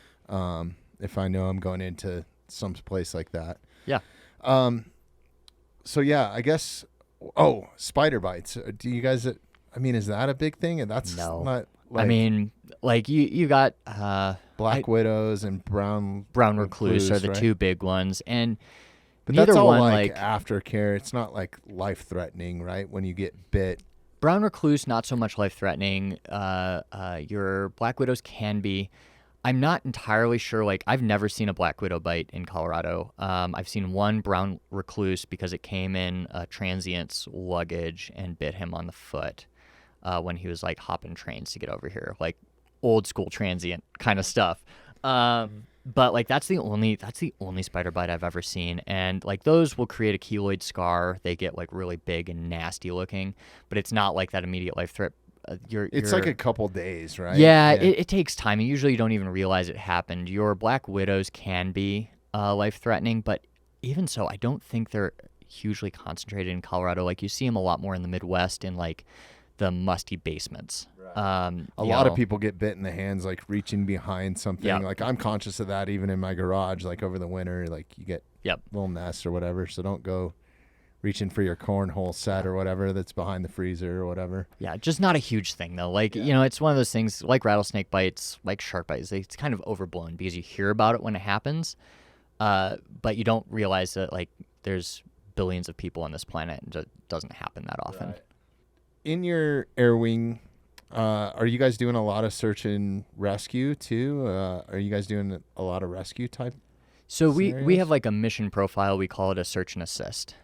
So what that means is that the local search and rescue groups can call us, and they can call us for a search and assist where we will go and we can search coordinates for them from the air. We can look out, like especially at night, we all fly with night vision goggles. So if somebody even has a cell phone light and you're in the Raywall Wilderness, you can see that cell phone light from miles under night vision goggles. So we'll do a lot of those for them. We also do like lift ticket rides. So we train all the SAR members, including their dogs, where they get this lift ticket and we can land at their headquarters. And let's say it is in the Raywas, you have a kid wandered away from camp.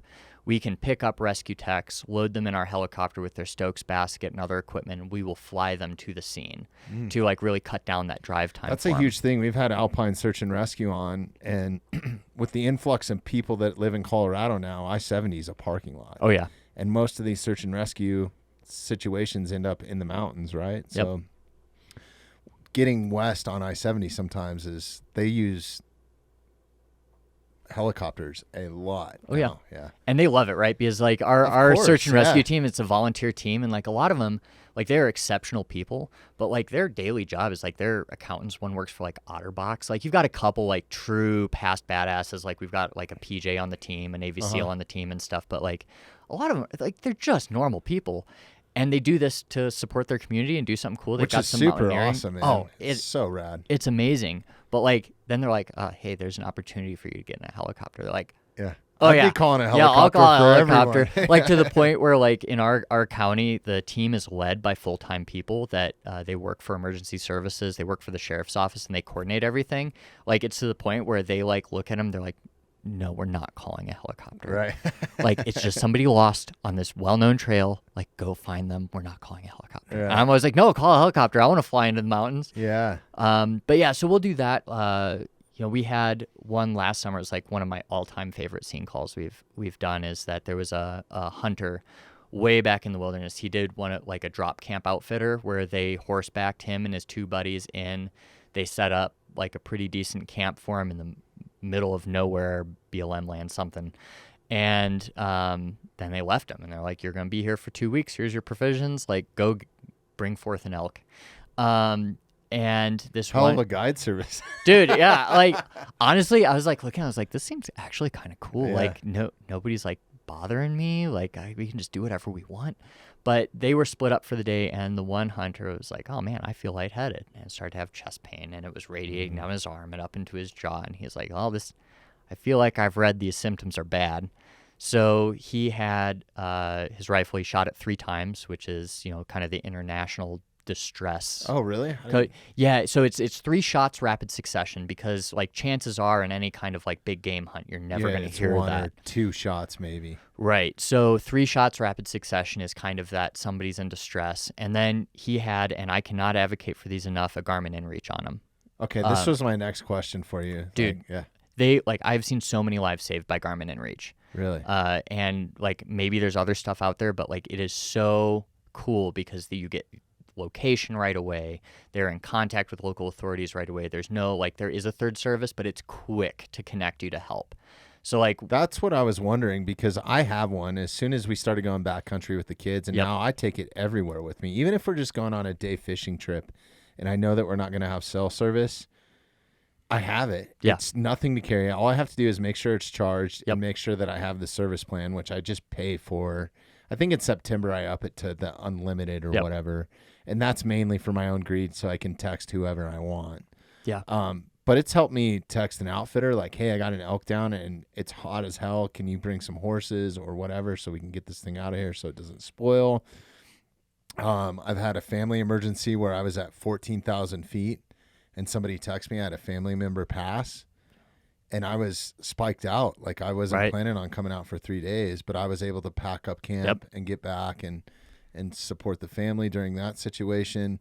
But mainly I bought it for the SOS feature in my kids, but I've never had to use it. So I was wondering, like, how well does that work? I'm a big advocate for it. I'm also a big advocate for not relying on it, because it is a battery life type thing. I have a little 2 external chargers that I'll carry the weight in my backpack just for that sheer fact. Especially if the kids are with me. First and foremost, I always make sure that I have a battery backup. But I just wanted, as a disclaimer, I think that anybody that's entering the backcountry, whether you know the area or not, should have some sort of basic navigation skills. Oh, yeah. There's a ton of schools here that can teach you that in an afternoon, like how to shoot an azimuth, use a compass, and have a map. And I always carry a map and a compass in my backpack of whatever area I'm in. And there's a ton of great maps out there. I mean, you can pick them up down the street here at Boone Mountain Sports. Right. You don't have to go to REI. You don't have to. So there's really no excuses. A lot of the trailheads that you go into, like in the open space, they have a little map that's for that area. Yeah. Grab one of those, throw it in your pack. You never know, especially if you're communicating with EMS or something, if you can give them better coordinates or geological features or something like that, or topo map, and kind of pinpoint where you're at. That cuts down on time, right? Yeah, it really does. And it's great, but it's tool in the toolbox, right? So we get back to that story, but with a Garmin inReach, you hit it and people think you're going to have, the military's right there. Everybody's right there to your rescue. Honestly, we get a search and rescue page and you're in a relatively well-traveled path, right outside the city limits of, let's say, Fort Collins. It's still going to take search and rescue an hour plus to get to you. Yeah. This is not this is not things happen instantly. People are sprinting up the trail instantly. These are volunteers. They're coming from their work. They get their truck. They get to where the trailhead is. They have a meeting. They have a whatever, they're going up, maybe we'll get dispatched as a helicopter search and assist, but you have to be able to take care of yourself for a period of time. And be your own first responder, I think is huge. And that's one of my goals. And I'd love to come learn from you. I don't know if you do any classes or anything like that. For you, I will do a class. I fucking need to do it. I've been preaching about it on the podcast, and I've had the opportunity to go do a wilderness first responder, but I don't have 7 days to go spend. Yeah. But I'd love to learn the basics from somebody like you. Would be amazing. So I'm going to take you up on that. But yeah, no, I'm sorry, where were we going with the inReach? Oh yeah. So this hunter back there, right? Like he's having a heart attack. And like this is something I should specify, as a heart attack is not cardiac arrest. Heart attack is a blocked artery in your heart where it causes your heart I want to to dive lose into oxygen. all that. Like I still got another we got time. hour with you. We're so, fine. Yeah, if you're cool. And then cardiac arrest is when you actually like die. You go into a lethal arrhythmia and your heart's no longer pumping blood. So two separate things. It's one of my pet peeves in the media is when they're like, had a heart attack. For sure. So with that, this guy's having a heart attack, hits his Garmin inReach, shoots 3 times. His hunter buddies come to him, and basically he's so far back, it's going to be 3 hours by ground to get to him. So we get dispatched to give SAR a lift ticket, and we pick up one of our special operations medics on the Thames team, and we pick up a rescue tech. I boot the nurse off the helicopter because we need to go with whoever has more experience in the backcountry. You get to ride, so sorry, Alyssa. And then we fly up, and we basically do all of this MacGyvering, and we're at like 12,000 feet, I want to say, land on the top of this mountain, and we know this hunter's like a mile below us. So like, I love hiking on the job too. So we get all our kit and everything, and we go out and we hike down to this guy, run an EKG, and sure as shit, he's having a massive heart attack, which this is something that like it is low survival. Like you have a high chance of going into cardiac arrest with this, and that's with rapid transport to the hospital. But we're like, hey, this guy is 280 pounds.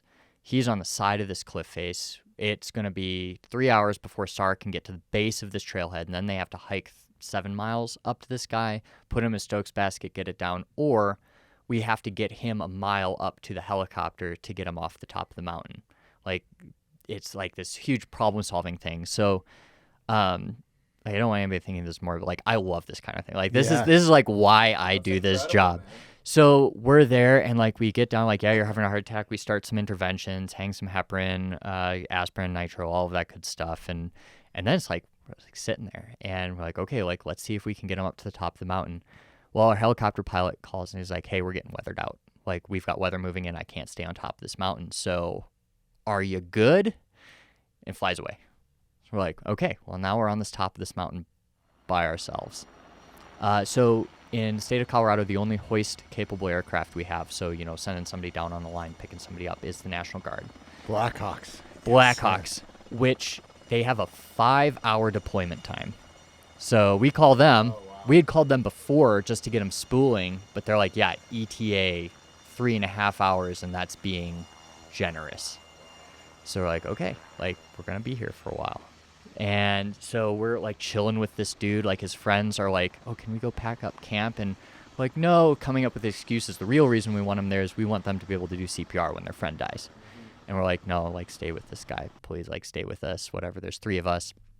And it's just like this cool waiting, like, it's horrible, but it's cool waiting game of like managing this patient for hours. And then finally we get search and rescue to us just as the Blackhawks calling him, telling him that they're like 45 minutes out.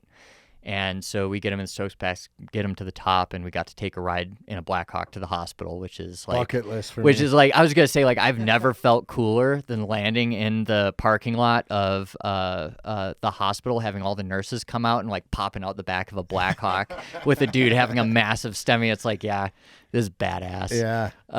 But I'm sure he was appreciative. I'm sure he thought it was badass too. The crazy thing about him is that we had been with him, I think we were like with him for almost 3 hours on the side of this mountain.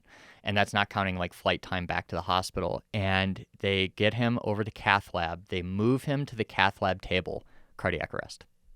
Wow. Like seconds after getting there. And they defibrillated him, got him back. They did the stent and recovered. Was fine. But like literally seconds. Like if that had happened on the side of the mountain, he'd be dead. And it's just so, like, it's amazing how that worked out. That's incredible. Yeah. Man.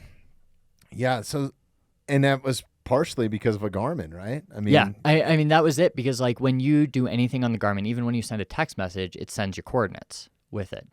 So the in-between service, I can never remember its name, like, basically put them in contact with ES, which is our emergency services. And like they were getting like these live coordinate updates as they were going. So like anytime that you send a text, it sends coordinates with it. You can actually, a family member or EMS can log in somewhere. Yeah. And then you can set your Garmin up to like every 10 seconds it'll send a a tracking point. Yeah. So like we were able to pinpoint, we like knew right where he was. And like our pilot, we were able to pull up like Google Maps, and our pilot was like, well, we can land here or here. This is the downhill hike. And like we know he's around here. And then the rescue tech, like they have a lot more like mountaineering experience than we do. So they're able to kind of like come in. Oh, and it also helped that this special operations medic we were with, John, he's like a professional alpinist, and he owned his own guided service and climbing service and stuff, like fucking badass. So like between those rope those access guys and all that Oh, service man. training that they have is incredible. like John comes out and shoots with me, like he has a background in film, and like just the knowledge base he has, like it's amazing. And this is once again another tangent, but like what's so cool is like I'm pretty average within the flight industry, right? Like I'm not even the best paramedic at our base, and I will freely admit that, let alone the nation. Like I am amongst giants at work. Like we've got one of our pilots climbed Everest. Like I know some special forces dudes. They're like, oh, Drew, yeah, he's a badass. And I know these guys are badasses. And Drew's like just this happy, smiley family man that you'd never fucking guess. I had to like pry the story of Everest out of him to even hear about it. And then like my full-time partner, she's done the a Leadville 100 a couple times. We've got another ultra runner. We've got a semi-pro baseball player that's now like semi-pro mountain biker. Like freaking awesome people. So like, That's awesome. Tangent aside, like there's so many expertise there. But between John and this rescue tech, yeah, made a huge difference in just locating us and getting down to him. This isn't an advertisement for Garmin either. I have no affiliation with them. I'd like one if you're listening to Dude, this, Garmin. I wanted them to send me one of these watches, and they like crickets. So I spent like $1,200 on it. Like Yeah. they won't give me crap. No, they don't. They don't do much. But they have an outstanding product. Yep. It's super affordable. I can't urge you enough, if you do any sort of backcountry thing, even if it's only for 5 or 6 days a year, you're talking what? There's about $300 or something, I think. Yeah, I think they have a new one that's not even a screen. It's just like connects to your phone, and it still has the SOS. And I think it's like less than 200. Wow, that's amazing. Yeah, and then the service is super cheap. I think the cheapest plan that they have is like $10 a month. Yeah. Right, to have service to this thing. And you can do it where you're like not paying for it, like you're paying for can nothing turn it on until and like off you when you use want, it. So yeah. like if you're like, oh, it's winter, I'm not going anywhere, like deactivate it, not pay anything. Yeah. And I think it will always, I might be wrong about this, but I think it will always work in its emergency function. What you get with it, I'm misquoting this, I'm sorry.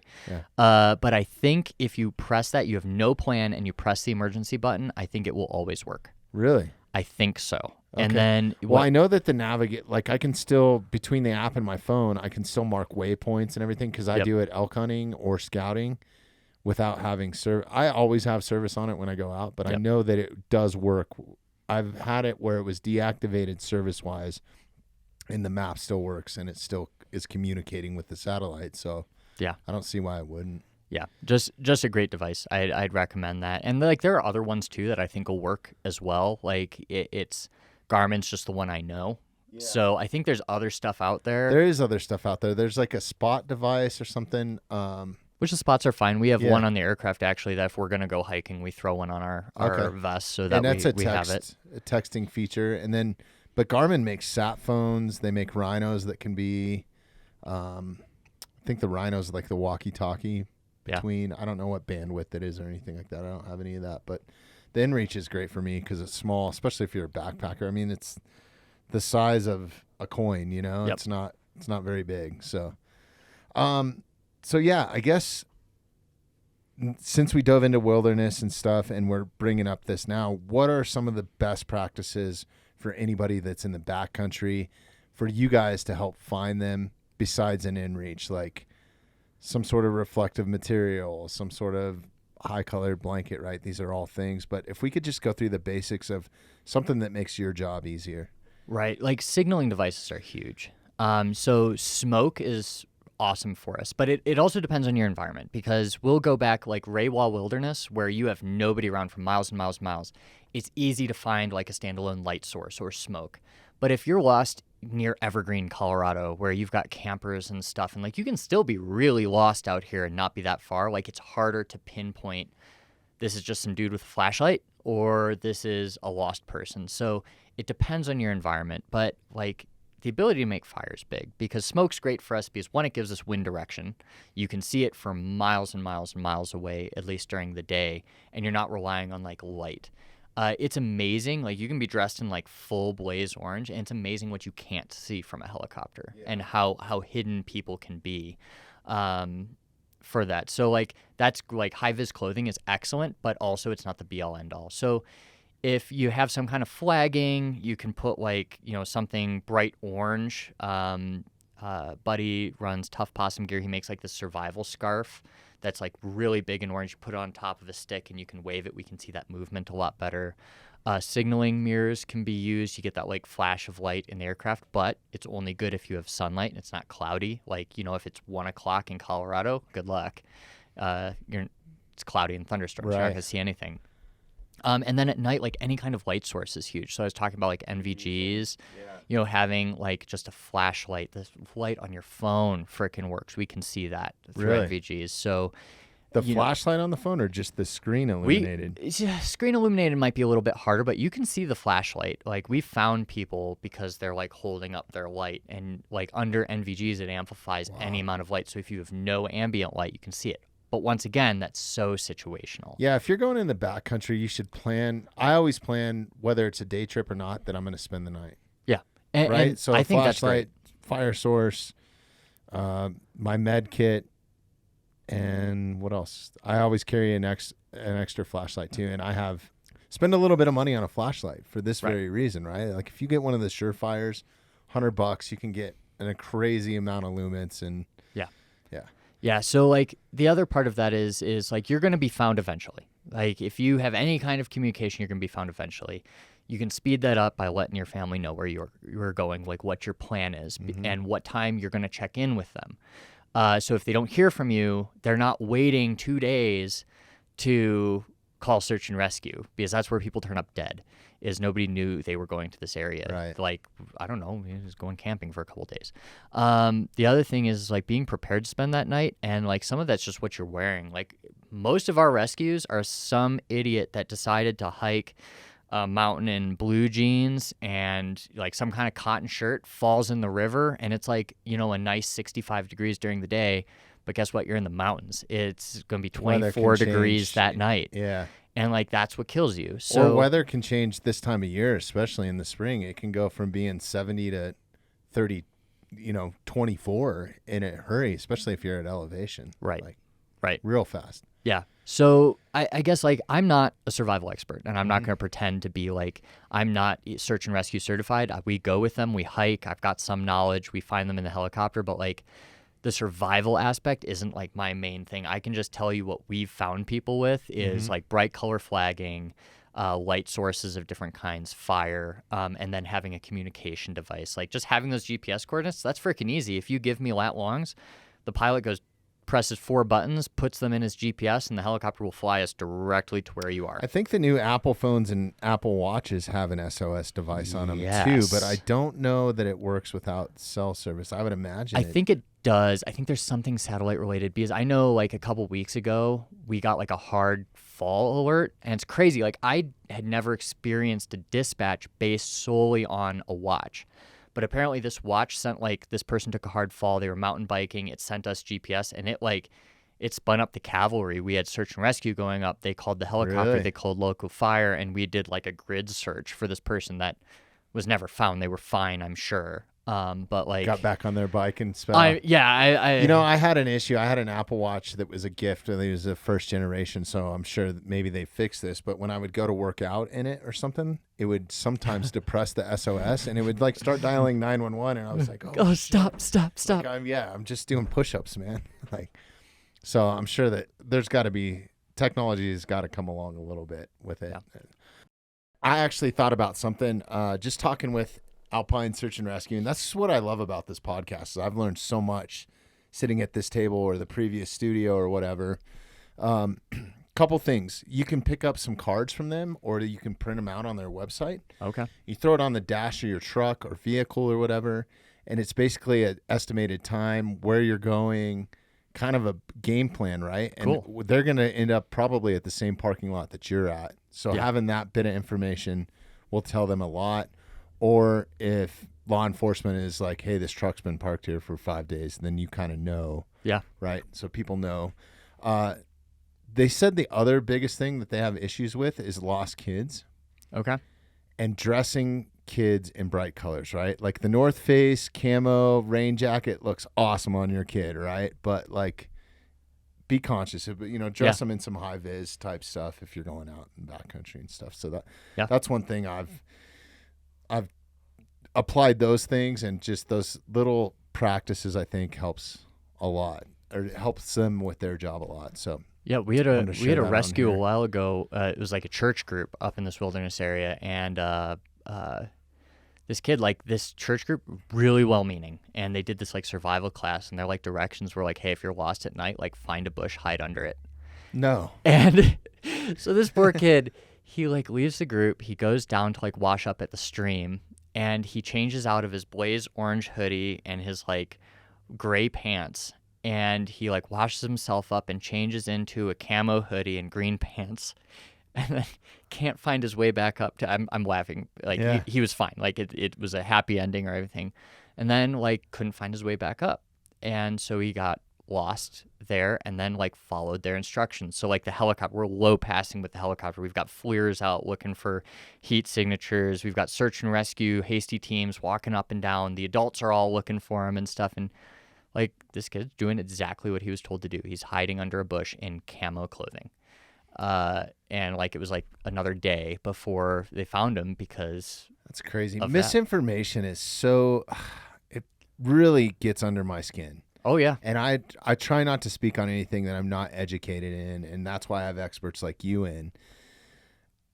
Just educate yourself with somebody that actually has the knowledge. Like, don't tell somebody something if you don't genuinely know what to do, right? Like, don't lacerate a snake bite, suck the venom out. Don't, like, yes, that was a standard practice, like back in 1962 or whatever, right?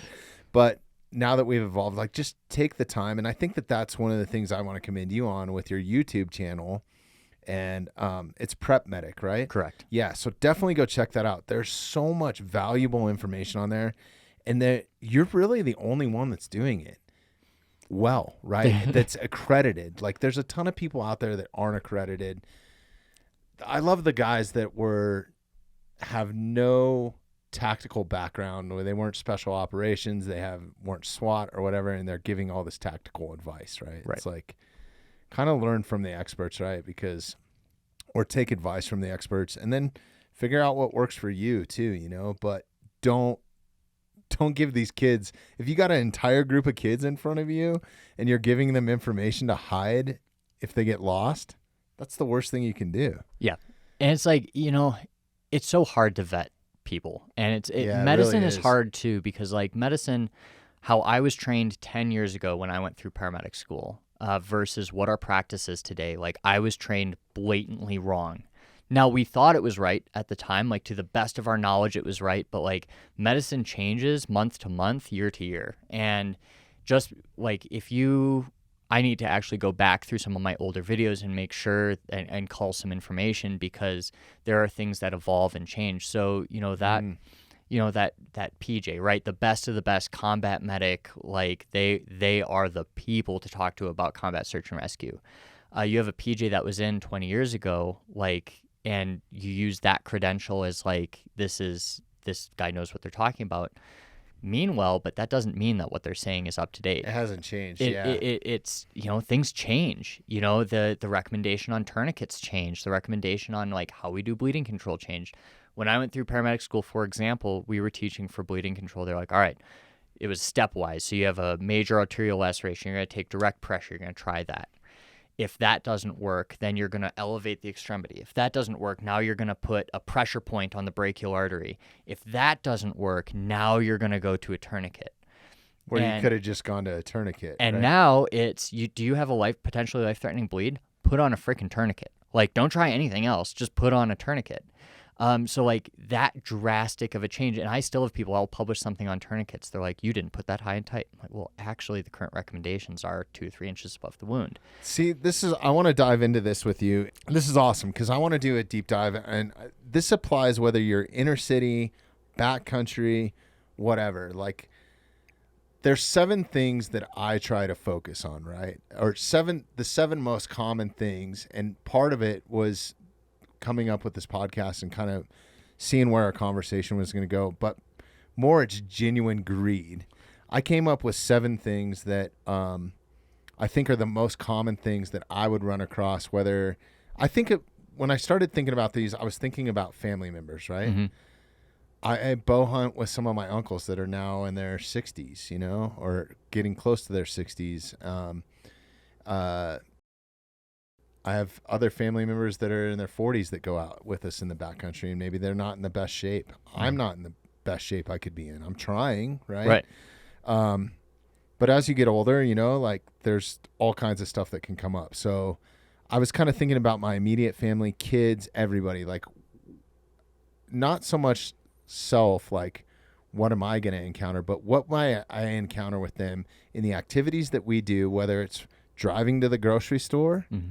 or going to the movie theater, or going on a backpacking trip, or going on a day hike, or backcountry archery hunting, or hanging out at a family reunion, right? Mm-hmm. Like, so I tried to encompass all those, and I think that this applies in the inner city. And I want a disclaimer here for anybody that's listening: don't take my advice. Don't take your right. advice. Like, seek professional medical help if you're having a serious situation. Don't go back and drum up this podcast and be like, oh, what did he say there? And I can treat this. No, it's like you have to practice these things. And this is one thing that I want to do.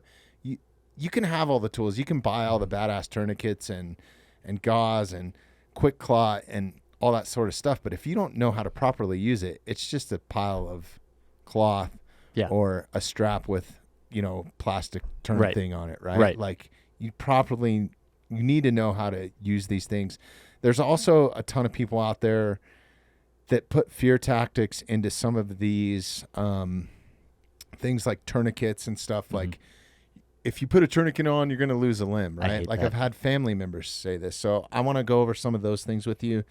But first and foremost, I think one thing, and I think I picked this up from one of your videos that I watched a while ago, because I truly wanted to educate myself better in this for multiple years, and I still haven't done that well with it. So I'm going to make time to do this. I publicly said it. Now I have to do it. Right. But, call 911 right away if something's happening, right? Yeah. Like, that's the first thing, right? Like, get people that are better than you there to help. Get them coming, because they're not going to be there instantly, right? So the faster you can get them spooled up, it takes time. It's a game of telephone. You call dispatch. Dispatch calls them. They have to get out of their recliners and get to their truck, and then they have to get to you. Then they have to find you. Like, start that early. Yeah, for sure. And there's much more that goes on behind that. And this is what I learned in your video was, for whatever the situation is, they might send a paramedic over an EMT, right? Mm-hmm, They might send air support, right? Yep. To get you out of a situation.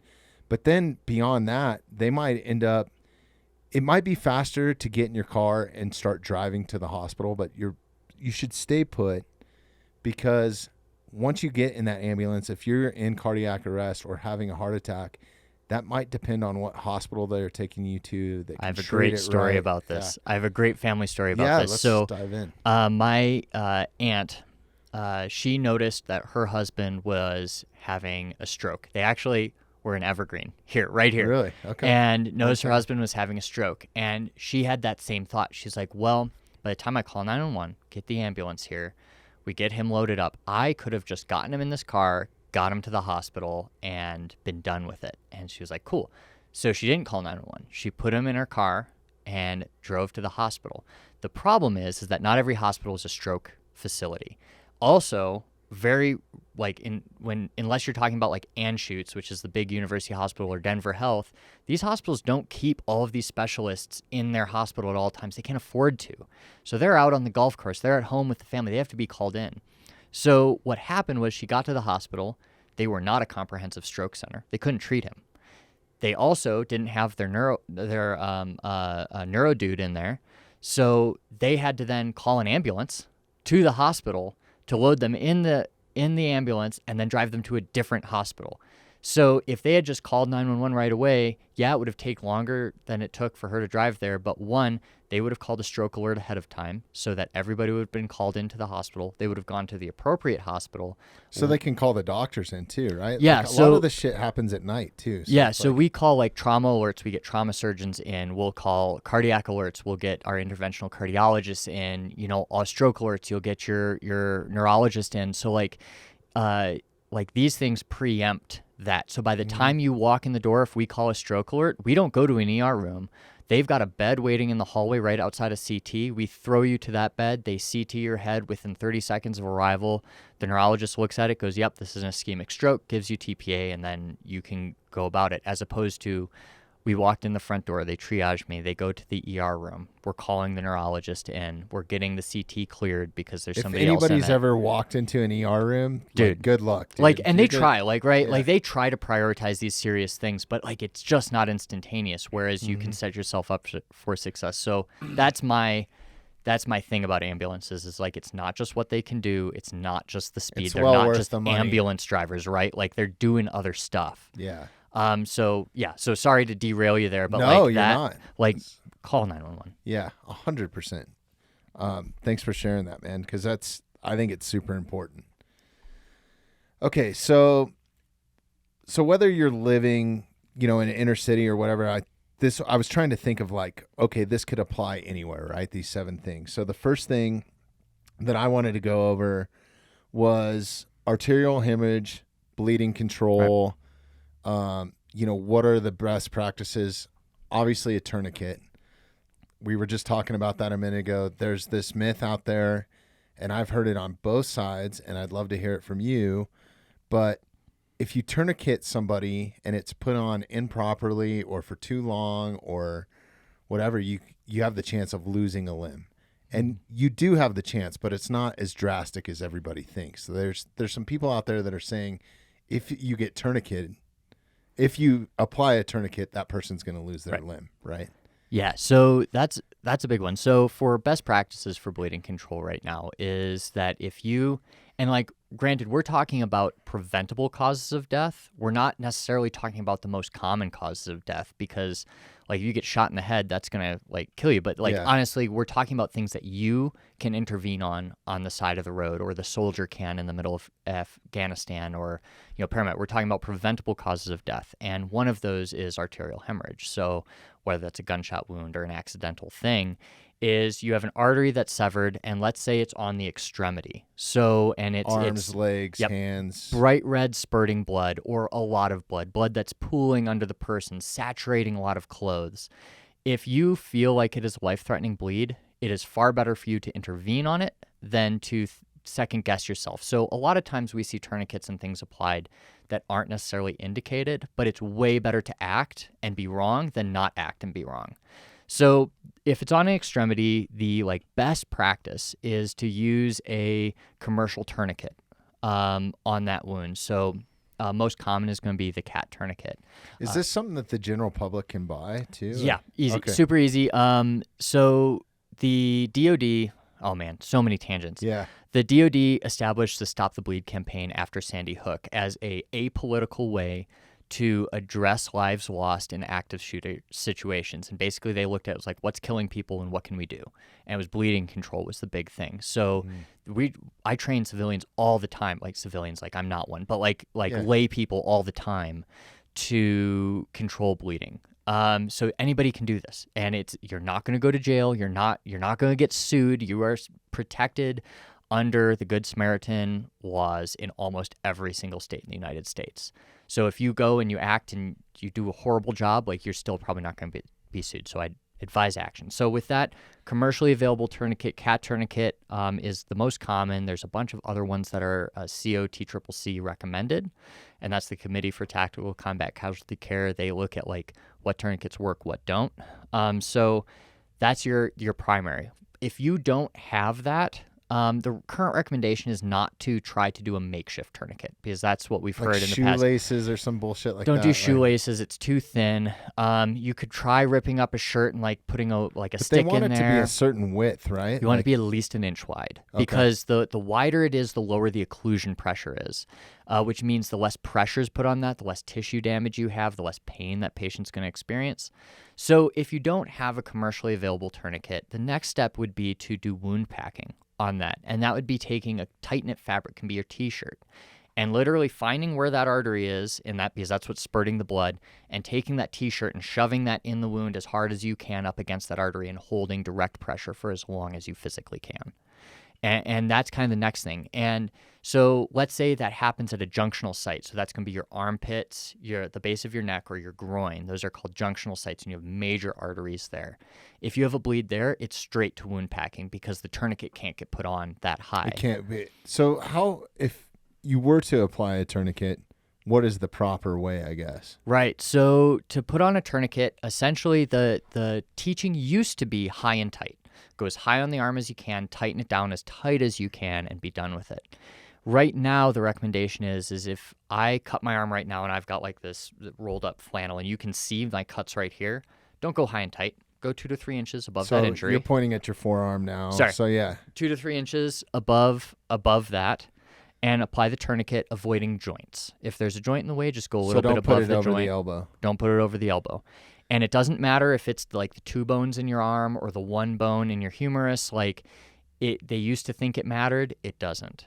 So the closer to the wound you can get with that tourniquet, the better. Now, if you have somebody in the winter and they're bleeding like a stuck pig from the right arm, but you can't figure out exactly where it is right away, then that's where you'd go high and tight with the tourniquet. Now, would you want to kind of try to, if you have scissors or something, like try to expose that and figure out where it's at? So if you can, you can put a tourniquet over clothes. Like what you and I are wearing right now, no issue whatsoever. You get the construction worker in the 3 layers of Carhartts and his coveralls, that might actually interfere with the tourniquet's ability to work. So if you can expose it, do so. If you can't, just do your best over the clothes. Okay. Would be what's being taught right now with it. So if you have scissors, great. If you can just they say in firefighting, like try before you pry, like don't just cut the car up. If you can just unzip their coat and take it off, unzip their coat and take it off. You don't have to cut their, you don't like have to cut it. Like it looks cooler if you cut it, but with that. So don't overcomplicate it. But 2 to 3 inches above the wound. If you can't figure that out, just go high and tight on the arm. And then we can reassess that later. Now about the myth of you put a tourniquet on, you're losing the arm. That used to be the teaching. That's not completely not based in fact, because we just didn't have vascular surgery back then. We didn't have the understanding about metabolic processes and aerobic respiration at the cellular level. Now we know better. So if you put a tourniquet on, we're never going to loosen it. Once you've applied that tourniquet, you keep that tourniquet on. So it's not in every 15 minutes Nope. or something. I've heard that before.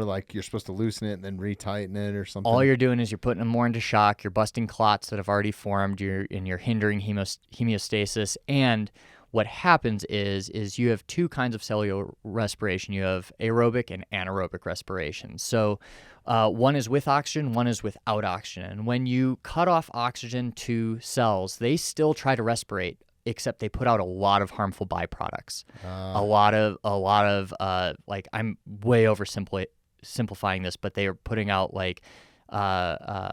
carbon dioxide, and they're putting out these free radicals and acids within your blood essentially. And that's okay for a time. We get that when we run. We get that, you get the lactic acid building up in your legs, you get muscle soreness, and it's okay. And that's why you breathe faster, to breathe off a lot of that CO2. When it's restricted in the arm for a long period of time, you get that metabolic waste builds up and builds up and builds up. And then after a couple hours, if I was to loosen that tourniquet without any kind of other pharmacological intervention, all of that shit just gets sent right to the heart, and the heart goes, oh crap, and puts you into cardiac arrest. Oh, no shit. Yeah. So so they're it's not the end of the world, right? If keep it on when they get to the hospital. You can have tourniquets on for 4+ hours and still have full limb recovery.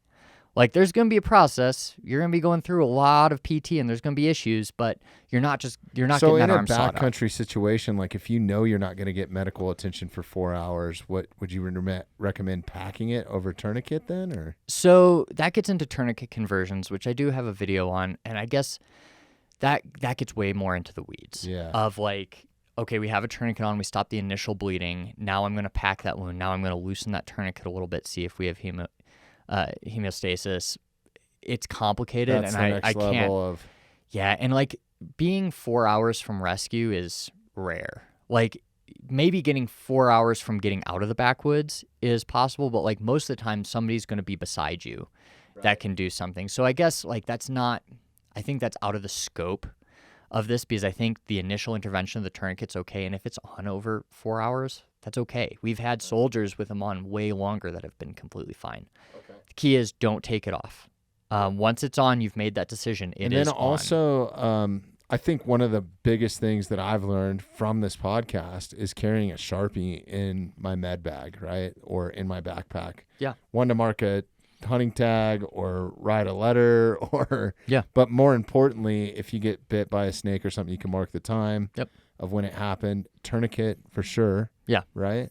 Yeah. I think there's even a spot on the tourniquets where you can write in the date. There is. Time. You can write the date and time on the time strip of the tourniquet. I like, because like things are missed when you get to the ER. So like if somebody's being transported and they have a tourniquet in place, I'll write it on their forehead, tourniquet 1825, because then when they're cutting clothes off, they're not cutting through that tourniquet, and now they've got a garden hose spraying them in the face, right? So Sharpie's a great idea. So essentially, you're not losing your arm just because you put a tourniquet on. Like it's totally fine to have a tourniquet on for a long period of time before there's going to be an issue. And like, it's also not like you might have some neurologic issues if it's on over that time, but you can still get good. It's better than recovery. Losing your life, though. I mean, whatever it you're really go is. Through post tourniquet. If it's bad enough that you actually need a tourniquet, then there's a good chance you're going to lose your life from bleeding out, right? Yep, exactly. So like don't be afraid of it. Don't be afraid of getting it wrong. That's what because I don't. But get some training in it. If you own one, get some training in it. Absolutely. Right? You know, stop the bleed classes are most of the time free. Most fire departments and EMS agencies will offer a stop the bleed training. Really? Like you can. Is that where you're doing it on dummies and stuff like that? Like bleed trainers or anything like that. Okay. Super easy to find. There's a lot of civilian classes that like cater to more like CCW stuff, where they'll like teach you self-defense handguns, but then they'll also go through stop the bleed through it. So it's a really common curriculum. Like you have to be a little careful of who your instructor is. Like you want somebody that's in the industry, because pretty much anybody can become an instructor, right? Yeah. I mean, those guys are found out pretty quickly. They are, and they get blasted. I'm not saying that you should look at YouTube comments, but you know, if 90% of them are this guy's bullshit or whatever, like stop listening to him, like unsubscribe. But so in line with that, we were talking about like junctional sites. So like these sites here, that goes straight to wound packing. So like look at the wound, figure out where the most bleeding's coming from, and just pack the living crap out of it. Like it's painful. It doesn't look pretty. Like they will not like you in that moment, but like just getting your t-shirt and just shoving it as chock full as you can. And packing gauze is not that expensive. I think I spend like $5 on the stuff that I buy, and it's pretty high end. It unspools, and it's not in the roll. It's like So you can do two kinds of gauze. You can get the hemostatic impregnated gauze, which is like quick clot gauze, Celox gauze, Cheeto it's a bit gauze. More expensive, right? It's like $50 for a roll. It has like a 5-year shelf life on it. And then you can get like just your Z folded gauze, which is like $2. Between those two, what we know is that the quick clot gauze stops bleeding faster, a little bit faster. You don't have to hold pressure on it quite as long. Like that, you're say like 5 minutes holding pressure, then you can wrap it with a compression bandage. With that gauze, with the other gauze that doesn't have hemostatic agent in it, you can just, they say like hold it for at least 15 minutes. What we know, though, is that survival rates downstream are identical between the two. So, like, just because you're like, oh, man, I can't afford the best of the best, like, if you get that $2 thing of gauze or your T-shirt, like, it's what I'm not saying. You as can put good. together a med kit that's pretty good, cheaper than what you can go and buy a first aid kit for. Yeah. honestly. Yep. And that first aid kit is the Band-Aids and It's not life-saving. Neosporin and shit in there. It's like for little abrasions or minor cuts, which is right? good Like, to have because those inconveniences can ruin a elk hunt pretty quick, but they're not going to kill you. Right. So yeah, so having that packing gauze. Now, things to avoid: the quick clot powder. Don't buy powder. Powder is pretty much universally, we don't do that anymore. Where it was like pouring quick clot into the wound. Right. Because what we know is pressure is king. So applying that manual pressure is what's And really keeping stopping that pressure, right? and keeping that pressure. Now, also, I've been taught or told that if you have like a huge laceration or something, right? Yep. Like maybe you fell onto a stick and it went through you and now you've extricated it from you. You could have a large pool of blood. You're supposed to try to get that excess blood out before you start putting in the gauze, right? Because because it'll saturate the gauze and you're kind of being... Exactly. So it's not like, this isn't like the biggest thing ever, but like if you have like a pool of gauze, like expose that a little bit. Do a finger sweep. Like if you have clots, try not to like just pull clots out of the wound because those are like helping you. Right. But yeah, like a big pool of blood, you can do like a little finger sweep, try to get that out of the wound. Okay. In my experience, that's like it's kind of a textbook thing because if you see like a true arterial hemorrhage, it's like, holy crap. Yeah. Like, you know, you see that guy, there's a video in Australia at one point where there's a guy like out of the bar and he gets stabbed in the neck. And it's like people were messaging me nonstop. They're like, could you, like, that guy's just dead, right? I'm like, no, that's an arterial hemorrhage. And it's like, psh. Right. And you're like, talking about like every heartbeat it's spraying. Yeah, it's right? crazy. That's an and arterial hemorrhage. like that guy probably was going to be dead, but like you could probably control that bleeding with good packing. Right. And it's like that like is mind boggling because people don't actually understand what an arterial hemorrhage looks like until you see it and you're like, oh my God. Yeah. Like, so that's something that's like the Hollywood classic military movie is there's always an arterial hemorrhage in one of those movies. I'm sorry, real quick. I want to keep going on, stop the bleed, but going back to tourniquets, I had a couple questions that came up. One, is it one size fits all or is there a specific tourniquet for kids? Like, do they make a kid's tourniquet? If you have little ones, right? So what about infants? Like, so recommendations are with kids is that when you get smaller, when you're a kid, your blood pressure is actually much lower, especially like infants. Like your blood pressure incrementally goes down with these kids. So generally speaking, children don't need tourniquets. Most kids, like I think it's like 90% of grade school kids are going to fit a cat tourniquet. And those kids that can fit a tourniquet should have a tourniquet happening. But if you have a kid that is too small for a cat, which get very, very small, right now I believe the recommendation is you can just take like a really tight pressure bandage and you can just wrap that wound really tight and it's going to do what you need it to do. Almost like a rubber band or something, or not necessarily a rubber band, but like just like just like a really tight ace wrap, like that kind of thing where if you're wrapping it tight, if you cut off blood flow, that's fine, but like they won't require kind of the extreme measures that an adult would necessarily. So if they fit the tourniquet, use the tourniquet. So maybe like 6 years old and up, or I don't know if you could put an age limit on it. It's more size, it's really size based on the tourniquet. And like if you have kids and you have a tourniquet, put it on them. See, does it fit them? Like what's my plan B going to be for them? So that's going to work. Wound packing is going to be much more effective on children just because they don't have that required occlusion pressure to stop everything. But like a lot of people like want to go to like the RATS tourniquet, which I have feelings about. Like we don't need to get like there are tourniquets that market themselves for kids.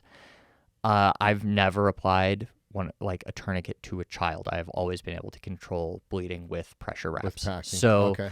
So you know there is stuff out there that will fit smaller arm sizes. And then with those kids, like if it's like too small down here, try going all the way up the arm. Like because that's a little bit bigger. Get more meat. Right. Yeah. So it really depends. Rates of arterial hemorrhage on these small kids are pretty low too. Okay. So we've did, would you call it extremities? Or limbs? Yep. Right? Extremity. And then what did you call it? Junctional sites. Junctional sites? Yep. What about if it's in the chest cavity or an exposed like head? I mean, really, they need a trauma surgeon. Yeah. Like at that point, you know, if you have a bullet wound to the head, like obviously don't pack anything into their skull, right? Right. Like because you don't want to like push things into their brain, which sounds like I'm being dramatic, but I'm not. Like you don't want to do that. So like with a head wound, people bleed like stuck pigs off their head, like even a small cut, like it looks Very like vascular, they're like right? Yeah. very That's vascular. why fighters bleed so much Yeah. in this. Yeah. Not usually life threatening though. So all you need to do, and because you've got a good bone backdrop there, if it's like just a laceration, it's bleeding a lot, just take a gloved hand or like some gauze. Cut and just, man treatment. We've all seen it. Right. If you're a UFC fan, you Yeah. see it every You just third fight. put pressure on their head and it's going to stop. You don't need sutures. You don't like they'll need sutures eventually, but like you don't need to consider that. Like all you have to do is put pressure. It's going to stop. Mm-hmm. If it's like a penetrating head injury, what I'd say is anything like sticking out of somebody, don't remove it. R.I.P. Steve Irwin. They think that's one of the reasons he died was because this stingray went in, punctured his heart, and when they pulled it out, left a little hole in his heart, and he So that goes bled with out. arrows, anything like Anything if you like fall on an arrow don't pull or it out. something like. Keep it in because that might be occluding the artery. Like that might be giving you wound packing, and you pull that out, and like I won't even pull it out as a flight paramedic. I'm gonna stabilize that in place as much as possible, and I'm going to transport them, and then they're going to go to the OR table. They're not going to take it out in the ER. They're going to put you under, and they're going to surgically remove that to make sure it's not doing any more damage. So like with your head, there's only so much you can do. Like honestly, like if it's something where they have an impending airway issue, like they're gurgling blood, they're vomiting, putting them in the recovery position is great. So turning them on their side, you can put their arm under their head so their head's not going like that. And people get really scared of like spinal injuries. They're like, oh man, he fell. You have to prioritize your airway over the potential of a spinal injury. So like, yeah, I don't want to excessively move that patient. If or bleeding for that matter too, right? Like we have to prioritize that. So if you have to turn somebody on their side and you think they might have a spinal cord injury because they've got an airway compromise, turn them on their side. Let that fluid automatically drain out of their mouth. It gets their tongue out the back of their throat. So recovery position's big. What about pass through? So say it is a gunshot wound and it's in the lower extremities. Pretty good chance you have some pass through. Are you still packing at that point? Are you packing from both ends? Like people have a lot of questions about that, and I can't say I've ever like packed a wound channel that was like seeing daylight on the other side, where it's like I'm flossing them with the gauze. Starts doing all kinds of crazy. What I would say is like you're not just packing down into the wound, you're packing to where it's bleeding the most. So if you've got a pass through, it's not like bleeding astronomically from every portion of that. It's going to be coming from one or two arteries. You're going to be able to tell where it's coming from more sometimes, than likely. yeah, hopefully. So if you can pack to that point, and if you have to pack from both sides, do it. But basically, however you accomplish that objective, do it. So, you know, there's no magic sauce. And I'd say like a pass through where you have a very like known wound channel is rare.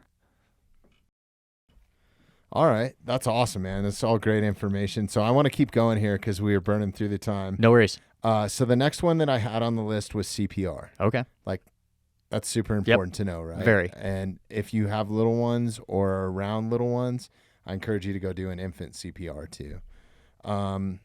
You mentioned something at the beginning of the podcast that without some outside intervention in a heart attack or cardiac arrest. Cardiac arrest, which that's the next thing on the list. So maybe we can just combine these two since they kind of go hand in hand.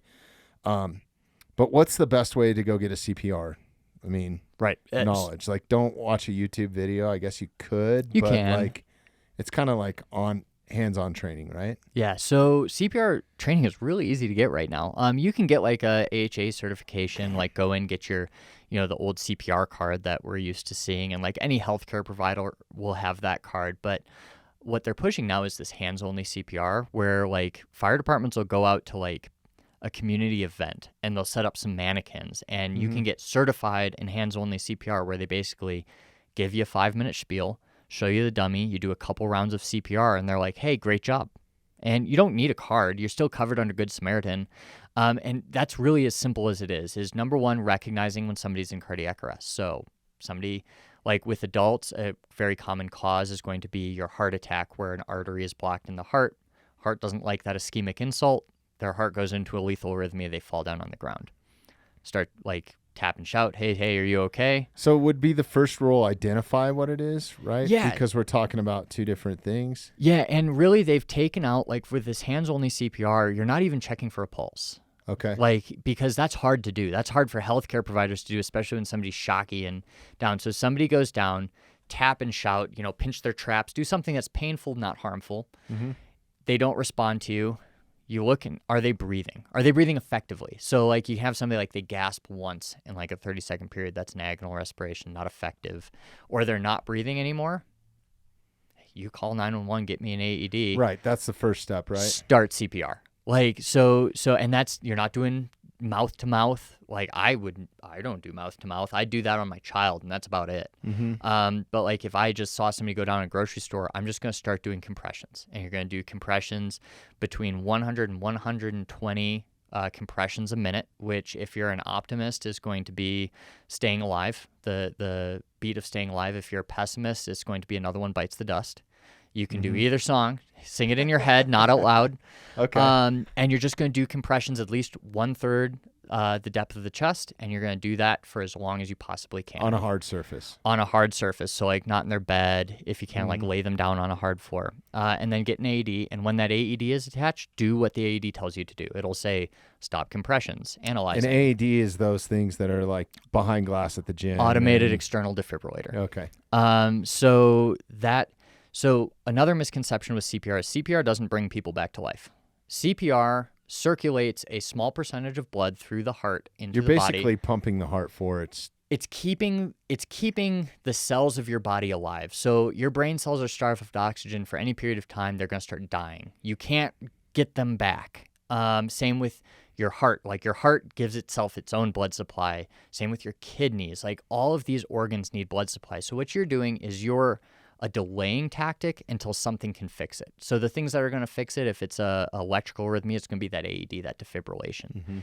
But if it's something else, like that's something that can happen in the cath lab for a heart attack, that's something that can happen like in surgery if it's trauma. So all you're doing is delaying, and you're keeping that alive until something else can be done. So you're not going to see, like, there are some rare cases, but you're not going to see somebody like come back to life when you start CPR. They're going to stay dead. And you need to do something else. So recognizing it, tap, shout, hey, are you okay? You don't have to check for a pulse. Are they breathing effectively? Are they not breathing effectively? Start CPR. Let's say you were wrong. Let's say they weren't in cardiac arrest. They fainted. As they say in the South, they done fell out. So they passed out. You start CPR. They're going to hate you. It's going to hurt. They're going to come back and be like, oh, my chest, holy crap, you separated my ribs. There's going to be no prolonged issues for them. There's really no prolonged harm that occurs with CPR. So kind of like bleeding control is err on the side of caution, because it's far better for you to intervene and turns out you were wrong, like some egg on your face. I'll like arrive in the ambulance, and then when we're done, I'll like talk some shit. But right. like honestly, like, so heart attack comes before cardiac arrest, right? Potentially. Heart attack is one potential cause of cardiac arrest. So Gotcha. A heart attack, like I said, is you have coronary arteries in your heart, and those are arteries that wrap around the heart, and because the heart's a muscle, it needs O2. So that's what gives the heart its own oxygen supply. So the heart beats, it sends the blood up the aorta, and then when the heart relaxes, some of that blood falls back down the aorta, and it actually goes into the coronary arteries and perfuses the heart. You can have a clot. Those arteries are very small. You can have a clot in one of those arteries, and then there's no blood flow downstream. So you get what's called ischemia, which is lack of oxygen in the lower parts of the heart muscle. And that is really irritating to the heart. That part of the muscle can't beat well, and you can go into VFib or VTAC, which are two lethal arrhythmias where the heart's essentially sitting there and it's quivering, but it's not effectively beating.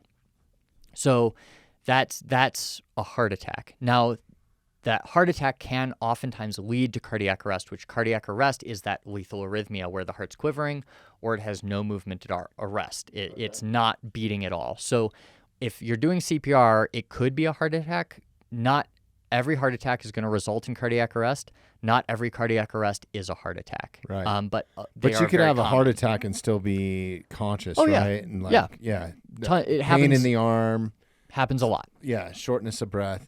What are some ways to treat that? Or like I carry baby aspirin in my med bag just for that very reason. Yeah. I think it's like 324 milligrams. Okay. It's 4 81 milligram tablets of baby aspirin. Right.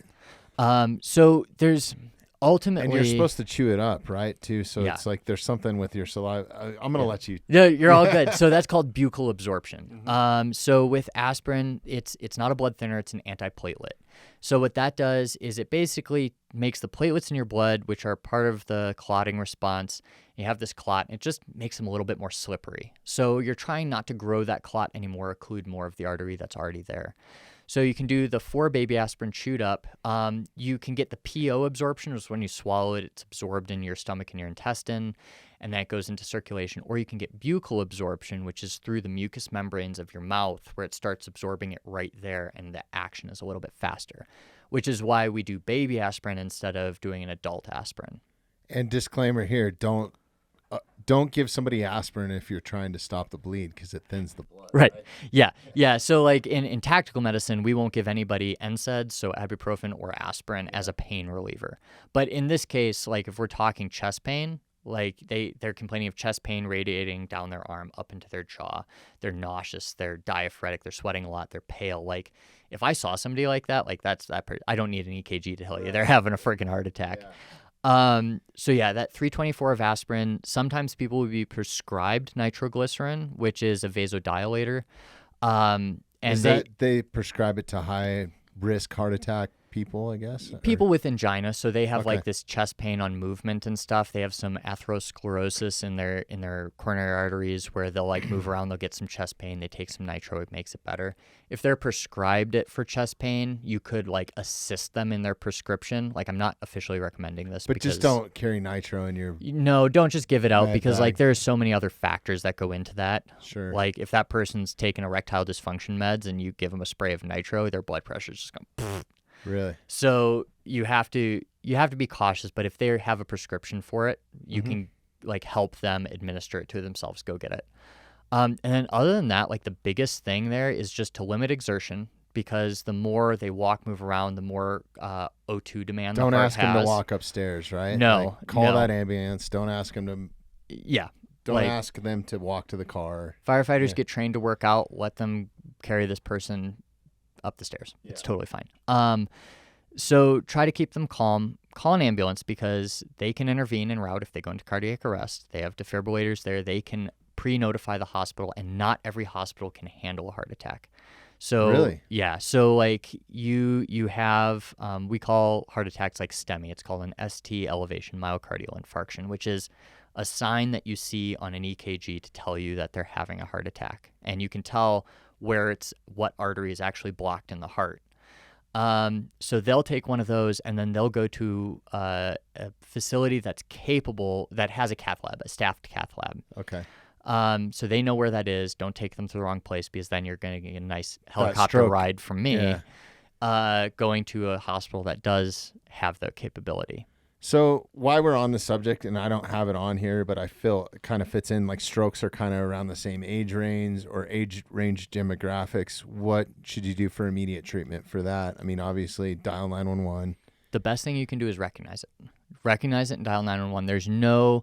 So we don't give aspirin in strokes because you have two kinds of strokes. You have an ischemic stroke, which is a clot. And yes, aspirin would probably benefit that group of people. But you can also have a hemorrhagic stroke where something bursts in their head and you have this bleeding in the brain, in which case you're now giving them aspirin and you're making that bleeding worse. Oh, shit. I didn't even think about that. Yeah. So there's really not much we can do pre-hospital for But strokes. it's mainly just identifying it and then Yep. seeking medical attention. Exactly. So face paralysis, right? Yeah, so what are some of the other identifiers? There's a bunch of acronyms. There's like BFAST, so balance. You have somebody that has this like sudden uncoordination. They're not like able to stand. They're not able to balance on their own. Then you have facial droop. So like they ask them to smile, and like one side of their face won't move with it.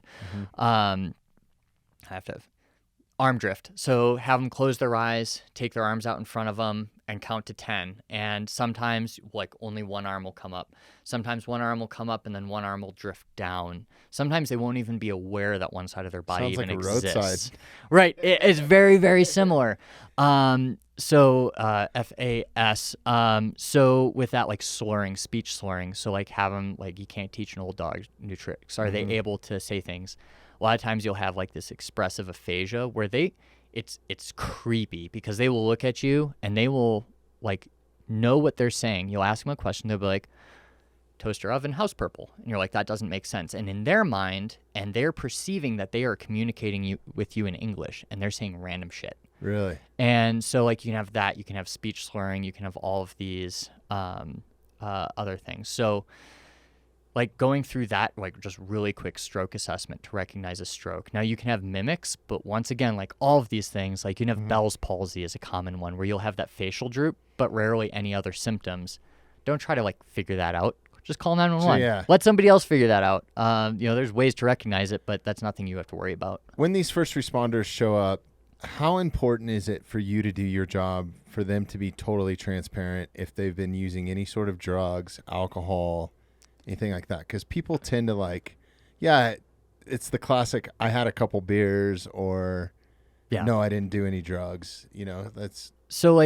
So a couple things that you have to understand is like we are bound by privacy laws on there. Like you could have just been like completely toasted, and you could have done a bunch of cocaine, drunk a bunch of alcohol, crashed your car, killed a family of 5 on the highway, and flat out admitted to me that you're fucked up.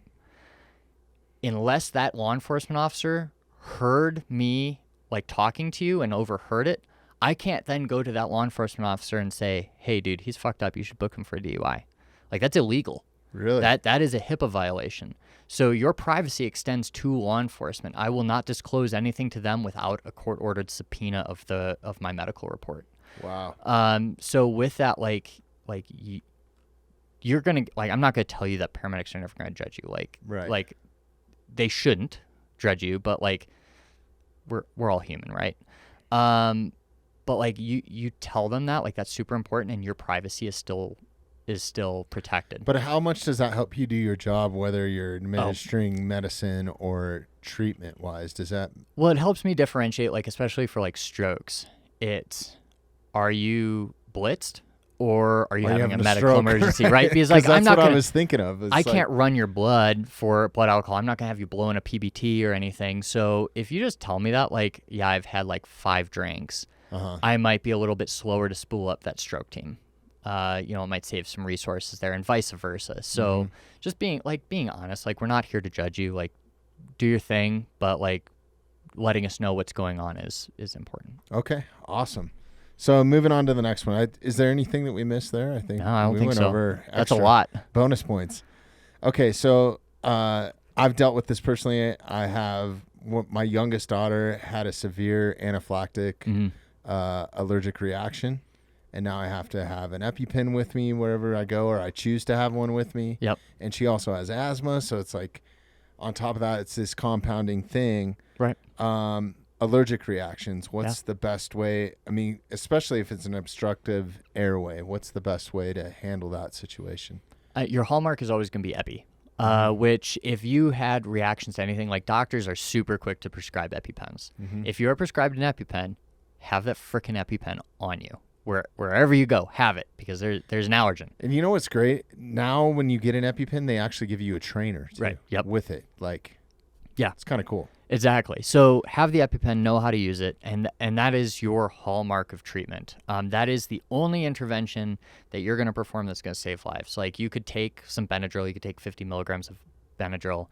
That's not going to save your life. That's going to make the hives and itching a little bit better, but that's not actually going to increase survivability from an anaphylactic reaction. So getting that Epi on board is huge. And if you are stuck with an Epi, whether you're stuck with it or a family member or something, seek medical treatment, right? Because there's some after effects that go along with that, right? Yeah. Like, still call the ambulance. Oh, Get yeah. that ambulance ride. Like, well, you can get like rebound reactions where you have that Epi on board, you feel great, things are better, and then in an hour when that wears off, things get worse, and now you don't have an EpiPen. Yeah. That's why you get 2 EpiPens, is so you can re-administer for it. So still call 911. You can also have, like, if you're older, or if you have pre-known like cardiac conditions, call an ambulance, because that Epi is adrenaline. Like, that is, Epi is a naturally occurring hormone in the body, and we know it as adrenaline, which speeds up your heart. It can give you tachydysrhythmias, all kinds of things. So have an ambulance. Yeah, for sure. Okay, well, that takes care of that one. Also, I guess one of the things that I learned on here, which I thought was pretty cool that I never carried in my medical kit, is I carried just a little tube of cake frosting, like a decorating frosting for people with low blood sugar, diabetes or something. I ran across this twice being on a trail just right here in open space where somebody's down on the trail, get up to me like, hey, what's going on? They're either dehydrated or need just a little bit of sugar or something, low blood sugar. Yeah. Is that something that you recommend? Yeah, like I think that takes a little bit, like you have to understand what you're dealing with for that. So like hypoglycemia in a diabetic, most of the time they will know or their family will know what's going on. And if that patient is totally unresponsive, like they are not responding to you, don't put anything in their mouth because you're just going to make them choke on it. Now they've got an airway problem along with diabetes.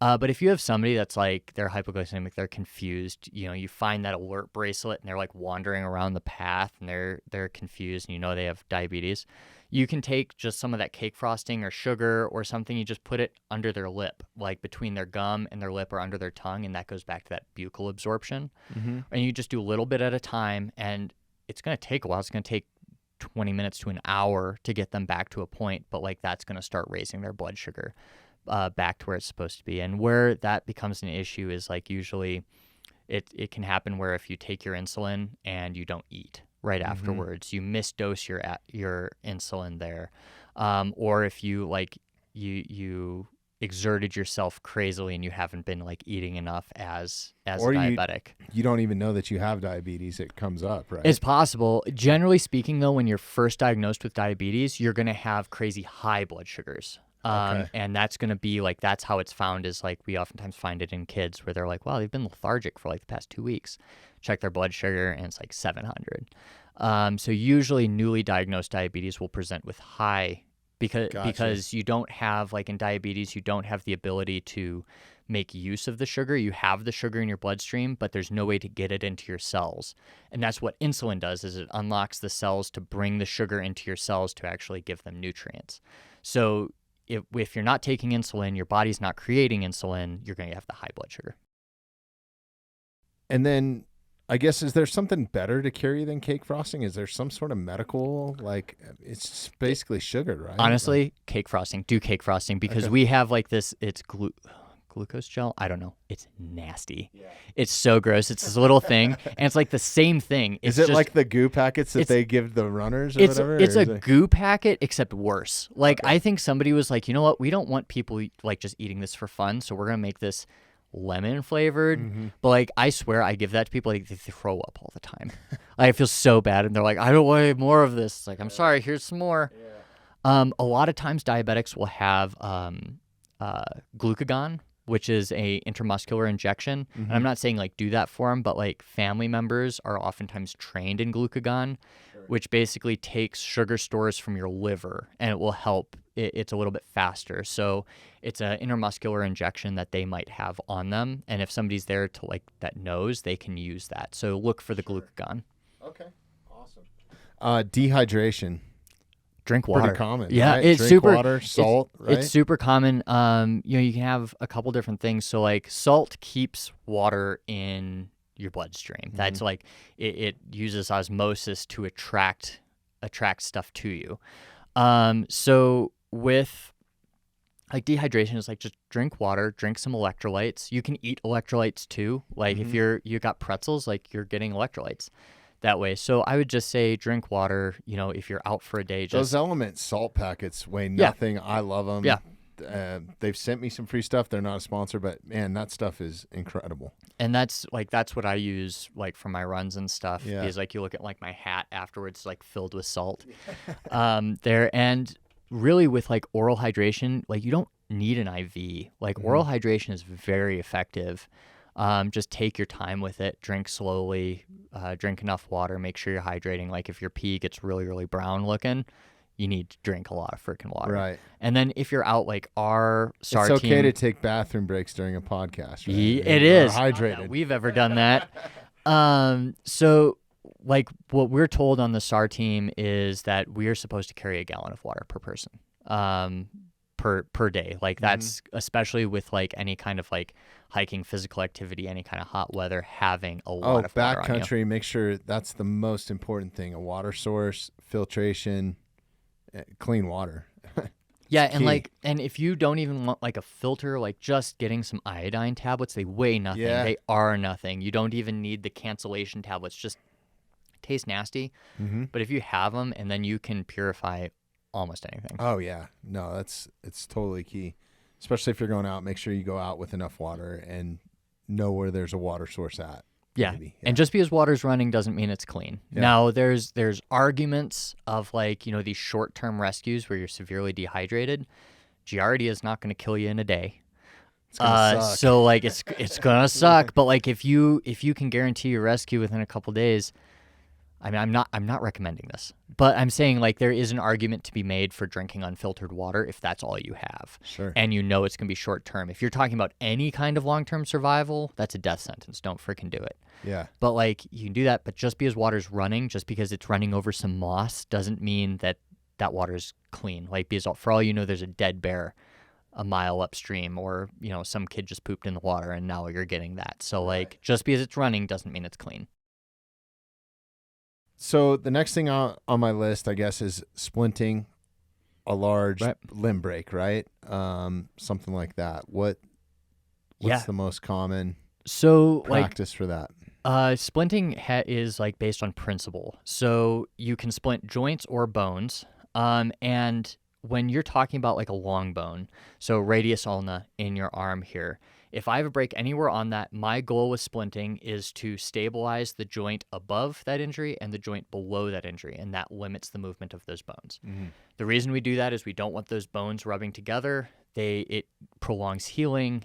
You can actually have vascular injuries that way. It causes a lot of pain, and you can have like neuro deficits down the road. So we want to stabilize that. It's just going to help everything. So with a long bone fracture joint above and below, try to keep those from moving, and you're going to be golden. For a joint issue, dislocated wrist or something right on the joint, you stabilize the long bone above and below. So if you have an elbow injury, I'm stabilizing my radius ulna and my humerus. That's my goal with that splinting. Makes sense. So like just understanding those two principles, and what's really cool about splinting is however you accomplish that, it's okay. Like magazines curved around the arm are great. Yeah. Sticks, you can't, like just make sure you're patting it there. It's something you have to practice.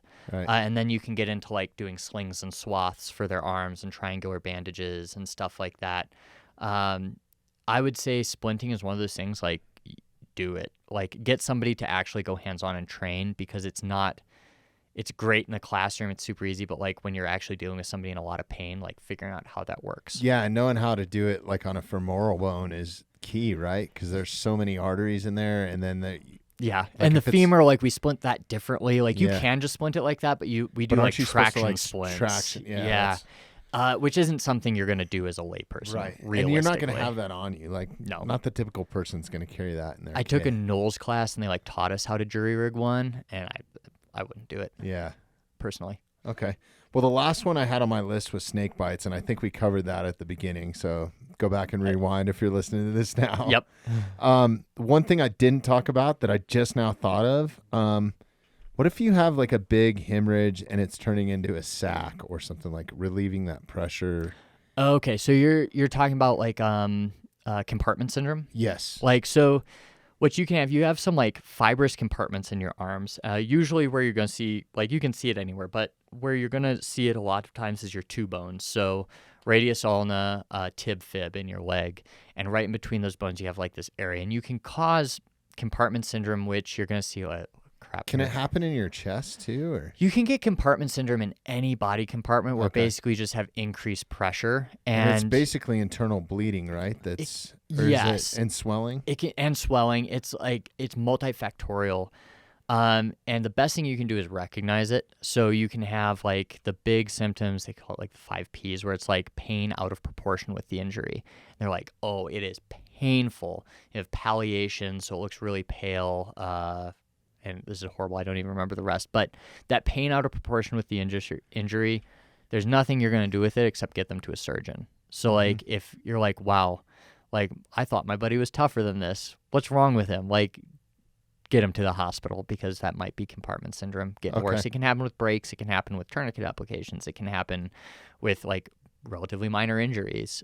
You can get it in a lot of different situations, burns. And ultimately, they're going to do like escharotomies in the ER, but that's nothing like I don't want you. But like, you don't want to do that on. You're not going to be decompressing their skin or cutting or anything there. There's really not much you're going to do in the field for it. And then I just want to bring this up. This isn't something that I think is very common. I actually had a really close friend of mine's dad die from this. Well, it was a culmination of things, but an obstructed airway, so tracheotomy, is that something that's like you need to know what you're doing? Like there's an old myth that like you could take a ballpoint pen and like take the. This is my current battle. I put out a video on surgical cricothyrotomies on my channel, not to like tell people to do it, just be like for like professionals to refresh them or have somebody just understand what the procedure is. And everybody's like, cool, now I know how to do this on somebody. Like, no, stop. So obstructive airway, choking, something like that, like no, the Heimlich. I can't say it's a Heimlich anymore. Sorry. Oh, choking. No. I didn't even think about that. Yes. That's probably the most. So that's what's going to cause it most of the time, right? An airway obstruction is going to be choking. And the best thing you can do is do abdominal thrusts, which used to be called the Heimlich, but now Dr. Heimlich's family wants royalties for it. So really, I'm not supposed to say Heimlich anymore. Okay. Heimlich. Sue us. Sorry, we got a lawyer next door. So with that, like that's the go in a couple, like a fist above the belly button and doing like a thrust in and up to the diaphragm causes increased thoracic pressure, which expels that object. Best thing you can do for those cases. Children, right? Are you supposed to turn them over on their so kids, back and then hit them? You do like 5 back blows, then you turn them over, and you do 5 compressions, and then you turn them over. So you have to go. Any BLS class, so any CPR class you take should cover choking as well. They should, yeah. As far as like cricothyrotomies, where you're and if you can clear the airway too is important. Like no if you can blind. See it, if you can see it and you can grab it, great. Never just be like maybe there's something in there and stick your finger in because you might push that past it more, and cause a lot of issues. So never a blind finger sweep, but if you see it, you can get it out. If they go down to the floor, they lose consciousness, start CPR. What do you think of these new like it pops up maybe the D-choker? Yeah. The D-choker. I need to get my hands on one, and because like they first came out, this should be your next YouTube video. Oh man, I'm so afraid to do it though. Like, I saw them, and my immediate thought was that's fucking dumb. And then like now like it's more and more. I'm like I don't know. So I don't know. I haven't seen enough literature on them to really see like is this for real or is this a gimmick? And I just don't know. Now there is an argument to be said like sometimes abdominal thrusts aren't going to work, and I would always recommend going with like the Heimlich first. But if you have one and like they just went unresponsive, like you're going to do CPR until they're dead, may as well try it, I guess would be my feeling. Is like, okay, it's one more thing. You might be able to get that airway obstruction out. Definitely try it. But I'm on the fence with it. Yeah. Okay. But what I like to do here is what I'm building here at the Mountainside is a bit of a community. So I'd love to have you back. Like I didn't expect to fit it all in here, and we can dive off and just talk about some normal stuff or not even medical stuff when you come back in this next time, right? I'm sure this is kind of your identity now, right? Between the YouTube and your profession. I'm sure at some points you're like, God, I just want to have like a normal conversation. So you can come in and do that. Okay, all right. I'd love to have you up. We'll have a glass of whiskey or not, whatever, and just shoot the shit. But man, thank you so much. I feel like we packed so much knowledge into this. I think what you're doing is so incredible. Definitely go follow PrepMedic on YouTube. Your Instagram page is amazing. If you want to see some badass helicopter footage, there's all kinds of some of your tactical medical stuff's on there too, the SWAT medic stuff. Really cool stuff. You do awesome gear reviews on there. I need to do a deep dive on your YouTube channel and really hammer up some of those numbers. But yeah, dude, you're welcome here anytime if there's anything that we can ever do for you. Appreciate it. I really appreciate your time. I feel like this has been a super valuable episode. So thank you. Glad to hear it. Yeah. Anything that you want to drop?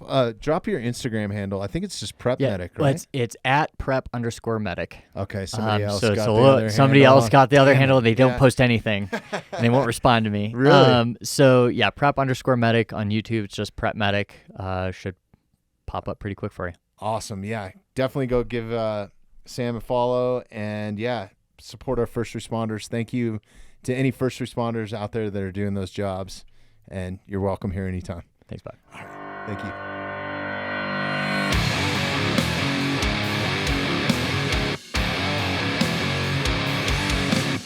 Thanks for listening to the Mountainside Podcast. If you haven't had a chance to do this already, please take a moment, follow, like, subscribe, or rate on whatever platform you catch the Mountainside Podcast at. Also, if you'd like some more information on upcoming episodes, safety tips, access to all of our affiliates, and all the badass discounts that we get here at the Mountainside Podcast, check out themountainsidepodcast.com.